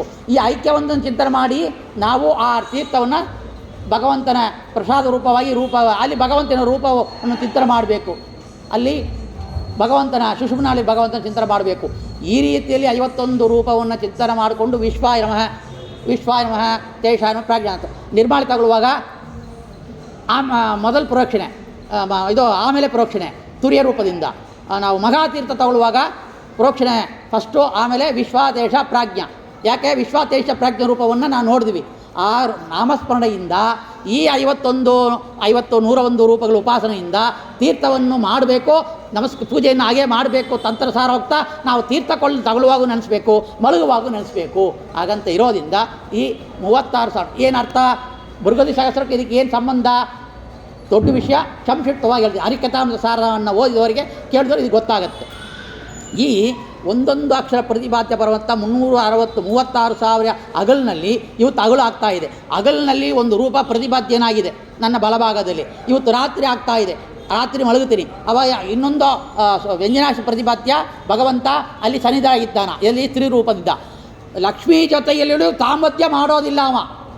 ತನ್ನ ರೂಪದಲ್ಲಿ, ತನ್ನ ಸ್ತ್ರೀರೂಪದಲ್ಲಿಯೇ ಅವ ಆನಂದವನ್ನು ಪಡ್ತಾನಂತೆ. ಲಕ್ಷ್ಮಿ ಬೇಕಾಗಿಲ್ಲ ಅವ ಆನಂದಕ್ಕೆ. ನಮ್ಮ ಆನಂದಕ್ಕೆ ಇನ್ನೊಂದು ವಸ್ತು ಬೇಕು, ಇನ್ನೊಬ್ಬರು ಬೇಕು. ಆದರೆ ಭಗವಂತನ ಆನಂದಕ್ಕೆ ಯಾವುದೂ ಬೇಡ. ಅಂದರೆ ತನ್ನ ರೂಪ ಸ್ತ್ರೀ ರೂಪದಲ್ಲಿ ಅವ ಆನಂದ ಉದ್ದಾನತೆ. ಒಂದು ಪ ಎಂಬ ಅಕ್ಷರಲ್ಲಿ ಅ ಎಂಬ ಅಕ್ಷರ ಮತ್ತು ಪ ಎಂಬ ಅಕ್ಷರ, ಇಪ್ ಎಂಬ ಅಕ್ಷರ. ಈ ಅಕ್ಷರದಲ್ಲಿರೋ ಭಗವಂತ ಪುರುಷ ರೂಪ ಒಬ್ಬ ಮತ್ತು ಸ್ತ್ರೀ ರೂಪ ಒಬ್ಬ. ಏಕೆಂದರೆ 36,000 ಆಯುರ್ಮಾನ, ನಮ್ಮ ಆಯುರ್ಮಾನ ಅಷ್ಟೇ. ಅದರಲ್ಲಿ ಇವತ್ತು ಎಷ್ಟು ವರ್ಷ, ಎಷ್ಟನೇ ದಿನ ಅಂತ ನೋಡುವಾಗ ಆ ಬೃಗದಿ ಸಹಸ್ರದಿಂದ ಲೆಕ್ಕ ಹಾಕೊಂಡು ಬಂದರೆ ಏದೋ ಒಂದು ಅಕ್ಷರ ಸ್ವರಾಕ್ಷರ ಪ್ರತಿಪಾದ್ಯ, ವ್ಯಂಜನಾಕ್ಷರ ಪ್ರತಿಪಾದ್ಯ ನಮಗೆ ಸಿಕ್ಕತ್ತೆ. ಈ ರೂಪದಲ್ಲಿ ಪರಮಾತ್ಮ, ಈ ರೂಪದಲ್ಲಿ ಸ್ತ್ರೀ ರೂಪದಲ್ಲಿ ತಾಂಬತ್ಯವನ್ನು ಮಾಡ್ತಾ ಇದ್ದಾನ. ಎಷ್ಟೋ ಜನಕ್ಕೆ ಮದುವೆ ಆಗೋದಿಲ್ಲ ಈ ಕಾಲಕ್ಕೆ. ಹುಡುಗಿ ಬೇಕು ಆಚಾರ್ಯ ಅಂತ ಕೇಳ್ತಾರೆ. ಆದರೆ ಭಗವಂತ ಯಾವ ಹುಡುಗಿ ಬೇಕಾಗಿಲ್ಲ, ಲಕ್ಷ್ಮಿ ಬೇಕಾಗಿಲ್ಲ, ತನ್ನ ಸ್ತ್ರೀ ರೂಪದಲ್ಲೇ ದೃಢ ಮಾಡ್ತಾನ. ಆ ರೀತಿಯಲ್ಲಿ ತಾಂಬತ್ಯವನ್ನು ಯಾರು ನೆನೆಸ್ತಾರೋ ಅವ ಭಗವಂತನ ಮೋಕ್ಷವನ್ನೇ ಹೊಂದುತ್ತಾನ. ಹಾಗಂತೇಳಿ ಉಪನಿಷತ್ ಮಂತ್ರ ಇರೋದ್ರಿಂದ ಈ ರೂಪದಲ್ಲಿ ಆ ಒவ்வೊಂದು ಅಕ್ಷರ ಪ್ರತಿಪಾದ್ಯನೂ ಕೂಡ ಭಗವಂತ ಸ್ತ್ರೀರೂಪ ಪುರುಷ ರೂಪದಲ್ಲಿ ಇದ್ದುಕೊಂಡು ನಮ್ಮ ಜೀವನನ್ನು, ನಮ್ಮ ನಾಡಿಯನ್ನು ನಡೆಸ್ತಾ ಇದ್ದಾನ. ಹಾಗಂತೇಳಿ ಚಿಂತನೆ ಮಾಡಿದರೆ ಅವ ಯೋಗಿ ಆಗ್ತಾನ, ತಪಸ್ವಿ ಆಗ್ತಾನ, ಜ್ಞಾನಿ ಆಗ್ತಾನ, ಭಗವಂತನೇ ಸಾಮ್ಯ ಉಳ್ಳವನಾಗ್ತಾನ. ಹಾಗಂತೇಳಿ ಉಪನಿಷತ್ ಮಂತ್ರಗಳು ಹೇಳ್ತಾ ಇರೋದ್ರಿಂದ ಇಷ್ಟನ್ನು ಕೂಡ ಅಲ್ಲಿ ರಾಯರು ಕೊಡ್ತಾ ಇದ್ದಾರೆ. ನಮ್ಮ ಭಕ್ತ, ನಮ್ಮ ದಾಸ, ನಮ್ಮ ಶಿಷ್ಯ ಉದ್ಧಾರ ಆಗಲಿ ಎಂಬ ಅನುಸಂಧಾನದಿಂದ ಅತ್ಯಂತ ಸುಲಭವಾಗಿ ಒಂದು 2 ಲೈನಲ್ಲಿ ಇದನ್ನು ಕೊಡ್ತಾ ಇದ್ದಾರೆ. ಇಲ್ಲಿಗೆ ನಾವು ಈ ಉಪನಿಷತ್ತು ಮಂತ್ರವನ್ನು, ಈ ಗದ್ಯದ ಅರ್ಥವನ್ನು ಮುಗಿಸೋಣ ಅಂತ ಹೇಳ್ತಾ, ಈ ರೀತಿಯಲ್ಲಿ ಈ 2 ವಿಧವಾದ ಒಂದು ರೂಪವನ್ನು, ಏನೋ ಸಾಮಗಾನ ಪ್ರತಿಪಾದ್ಯ 6 ರೂಪಗಳು, ಈ 72,000 ನಾಡಿಗಳಿರುವ 72,000 36,000 ಪುರುಷ ರೂಪ, 36,000 ಸ್ತ್ರೀ ರೂಪ, ಅಲ್ಲಿ ತಾಂಬತ್ಯ ಜೀವನ. ಇದು ಬೃಗದಿಯ ಸಹಸ್ರ ಮಂತ್ರದಿಂದ ಪ್ರತಿಪಾದ್ಯವಾಗಿದೆ ಈ ಅರ್ಥ. ಇದು ಭಗವಂತನ ಅನ್ನ, ಇದು ಭಗವಂತನ ಅನ್ನದ ಇರೋದ್ರಿಂದ ಈ ಬೃಗದಿ ಸಹಸ್ರವನ್ನು ಪಾರಾಯಣ ಮಾಡಿದ ಫಲ ಬರ್ತದೆ. ಅಂದರೆ ಏನರ್ಥ? ನಾವು ಬೃಗದಿ ಸಹಸ್ರ ಯಾರು ಪಾಠ ಹೇಳ್ಕೊಡೋರು ಯಾರೂ ಇಲ್ಲ. ಆದರೆ ಇದನ್ನು ಕೇಳಿದರೆ ಬೃಗದಿ ಸಹಸ್ರದ ಮಂತ್ರದ ಪಠನ ಫಲ ಬರ್ತಾ ಇದೆ ಅಂತ ಹೇಳುವಾಗ ಅಷ್ಟು ತಾಸುಗಳು ಕಾಲ, ಏನೋ ಒಂದು ಬೃಗದಿ ಸಹಸ್ರ ಪಠನ ಮಾಡೋಕ್ಕೆ ಎಷ್ಟು ತಾಸುಗಳು, ಎಷ್ಟು ಟೈಮ್ ತಗೊಳ್ತೋ ಅಷ್ಟು ಟೈಮ್ ತಗೊಳ್ಳೋದಿಲ್ಲ. ಒಂದೇ ನಿಮಿಷದಲ್ಲಿ ಬೃಗದಿ ಸಹಸ್ರದ ಫಲ ನಮಗೆ ಬರ್ತಾ ಇದೆ ಅಂತ ಶಾಸ್ತ್ರ ಹೇಳೋದ್ರಿಂದ ಆ ಫಲವನ್ನು ನಾವು ಪಡಿಬೇಕು ಅಂತ ಹೇಳಿ ಇಷ್ಟು ಒಂದು ದೊಡ್ಡ ವಿಷಯವನ್ನು, ಎಷ್ಟು ಒಂದು ಶಾಸ್ತ್ರ ದೊಡ್ಡ ವಿಷಯವನ್ನು, ಜ್ಞಾನದ ವಿಷಯವನ್ನು 2 ಲೈನಲ್ಲಿ ಕೊಟ್ಟು ಇದನ್ನು ನೀವು ನಿತ್ಯ ಮಲಗುವಾಗ ಸರ್ವಸಮರ್ಪಣ ಗದ್ಯದಲ್ಲಿ ಹೇಳಿ ಮುಗಿಸಿ. ಹೇಳಿದರೆ ಸಾಕು, 1 ಸೆಕೆಂಡ್ 10 ಸೆಕೆಂಡಲ್ಲಿ ಬೃಗದಿ ಸಹಸ್ರದ ಫಲ. ಅದು ಭಗವಂತನಿಗೆ ಅನ್ನ. ಇವತ್ತು ಪೂಜೆ ಆಗಿಲ್ಲ, ನೈವೇದ್ಯ ಆಗಿಲ್ಲ, ಅನ್ನ ಆಗಿಲ್ಲ, ವೈಶ್ವದೇಹ ಆಗಿಲ್ಲ, ಅನ್ನವನ್ನು ಫಲ ಅಯ್ಯೋ ಕೊಟ್ಟಿಲ್ಲ, ಇವತ್ತು ನೋಡಿ ಅನ್ನ ಇವತ್ತಿಲ್ಲ, ನಾಳೆಗೆ ಅನ್ನ ನಮಗೆ. ಆದರೆ ಭಗವಂತನಿಗೆ ನಿತ್ಯ ಅನ್ನ. ಏನವನ್ನ ಬೃಗದಿ ಸಹಸ್ರ ಪಠನ ನಿತ್ಯವೂ ಮಾಡ್ಬೋದು. ಆ ರೀತಿಯಲ್ಲಿ ಹೇಳುವವನು ತನ್ನ ಬೃಗದಿ ಸಹಸ್ರದಲ್ಲಿ ಬಂದಿರುವ 72,000 ನಾಡಿಗಳು ಭಗವಂತ ಏನು ಮಾಡ್ತಾನಂತೆ, 36,000 ದಿನಗಳೂ ಕೂಡ 36,000 ದಿನಗಳೂ ಕೂಡ ಬೃಗದಿ ಸಹಸ್ರವನ್ನು ಪಠನ ಮಾಡಿ ಭಗವಂತನಿಗೆ ಅನ್ನ ನೈವೇದ್ಯ ಮಾಡಿದ ಫಲ ಅಂತೆ. ಎಷ್ಟು ಒಂದು ದೊಡ್ಡ ಫಲ! ಈ ಒಂದು 10 ಸೆಕೆಂಡ್ 20 ಸೆಕೆಂಡಲ್ಲಿ ಇಷ್ಟು ಹೇಳಿದರೆ ಸಾಕು. ಗದ್ಯದಲ್ಲಿರೋ ವಿಷಯ ನಮಗೆ ಭಗವಂತನ ನೈವೇದ್ಯ ಫಲ, ಬೃಗದಿ ಸಹಸ್ರ ಪಠನ ಮಾಡಿದ ಫಲ, ನಾಡಿಗಳಿರೋ ಭಗವಂತನ ಮೂರ್ತಿಗಳ ನಾಮವನ್ನು ಹೇಳಿದ ಫಲ, 72,000 ಮೂರ್ತಿಗಳು, 72,000 ನಾಮವನ್ನು ಹೇಳಿದ ಫಲ. ಇಷ್ಟೆಲ್ಲ ಇರೋದ್ರಿಂದ ನಾವು ಕರ್ಮವನ್ನು ಪೂಜಾರೂಪವಾಗಿ ಒಪ್ಪಿಸ್ತೀವಿ. ಯಾಕಂದರೆ ಪೂಜಾರೂಪವಾದ ಭಗವಂತ ಸ್ವೀಕಾರ ಮಾಡುವಾಗ ಜ್ಞಾನಿಯಾಗಿ ಸ್ವೀಕಾರ ಮಾಡೋದ್ರಿಂದ ಹೆಚ್ಚು ಫಲ. ಮತ್ತು ಹಾಗೆ ಕೃಷ್ಣಾರ್ಪಣಮಸ್ತು ಅಂತ ಹೇಳೋದಿಲ್ಲ. ಇದನ್ನು ಹೇಳುವಾಗ ಆ ಕಾಲಕ್ಕೆ ಇದು ಹೆಚ್ಚು ಫಲದಾಯಕವಾಗಿದೆ, ಯೋಗದಾಯಕವಾಗಿದೆ, ಜ್ಞಾನಿ ಆಗ್ತಾನ, ಮೋಕ್ಷವನ್ನು ಹೊಂದುತ್ತಾನ. ಈ ರೀತಿಯಲ್ಲಿ ಇರೋದ್ರಿಂದ ಇದು ಪ್ರತಿಯೊಂದು ಕೂಡ ಅನಂತ ವಿಷಯಗಳಿದೆ. ಸಂಕ್ಷಿಪ್ತವಾಗಿ ನಾವು ಹೇಳೋದು ಬಹು ಕಷ್ಟಕರವಾದ ವಿಷಯ.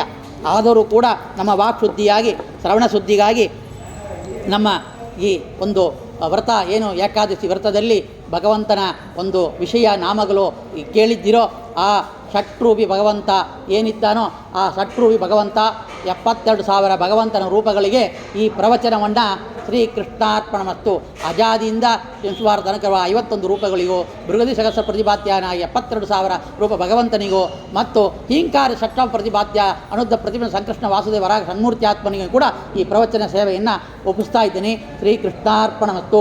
ಕಾಯೇನ ವಾಚ ಮನಸೇಂದ್ರಿಯರ್ವ ಬುದ್ಧ್ಯಾತ್ಮನವ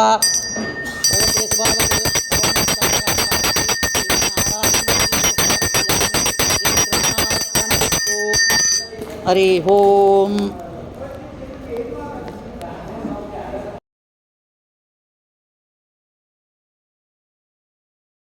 ಹನುಮನೊಡೆಯ ರಾಮವಿಠಲ ಉದ್ಧರಿಸು ಸ್ವಾಮಿ, ಉದ್ಧರಿಸು.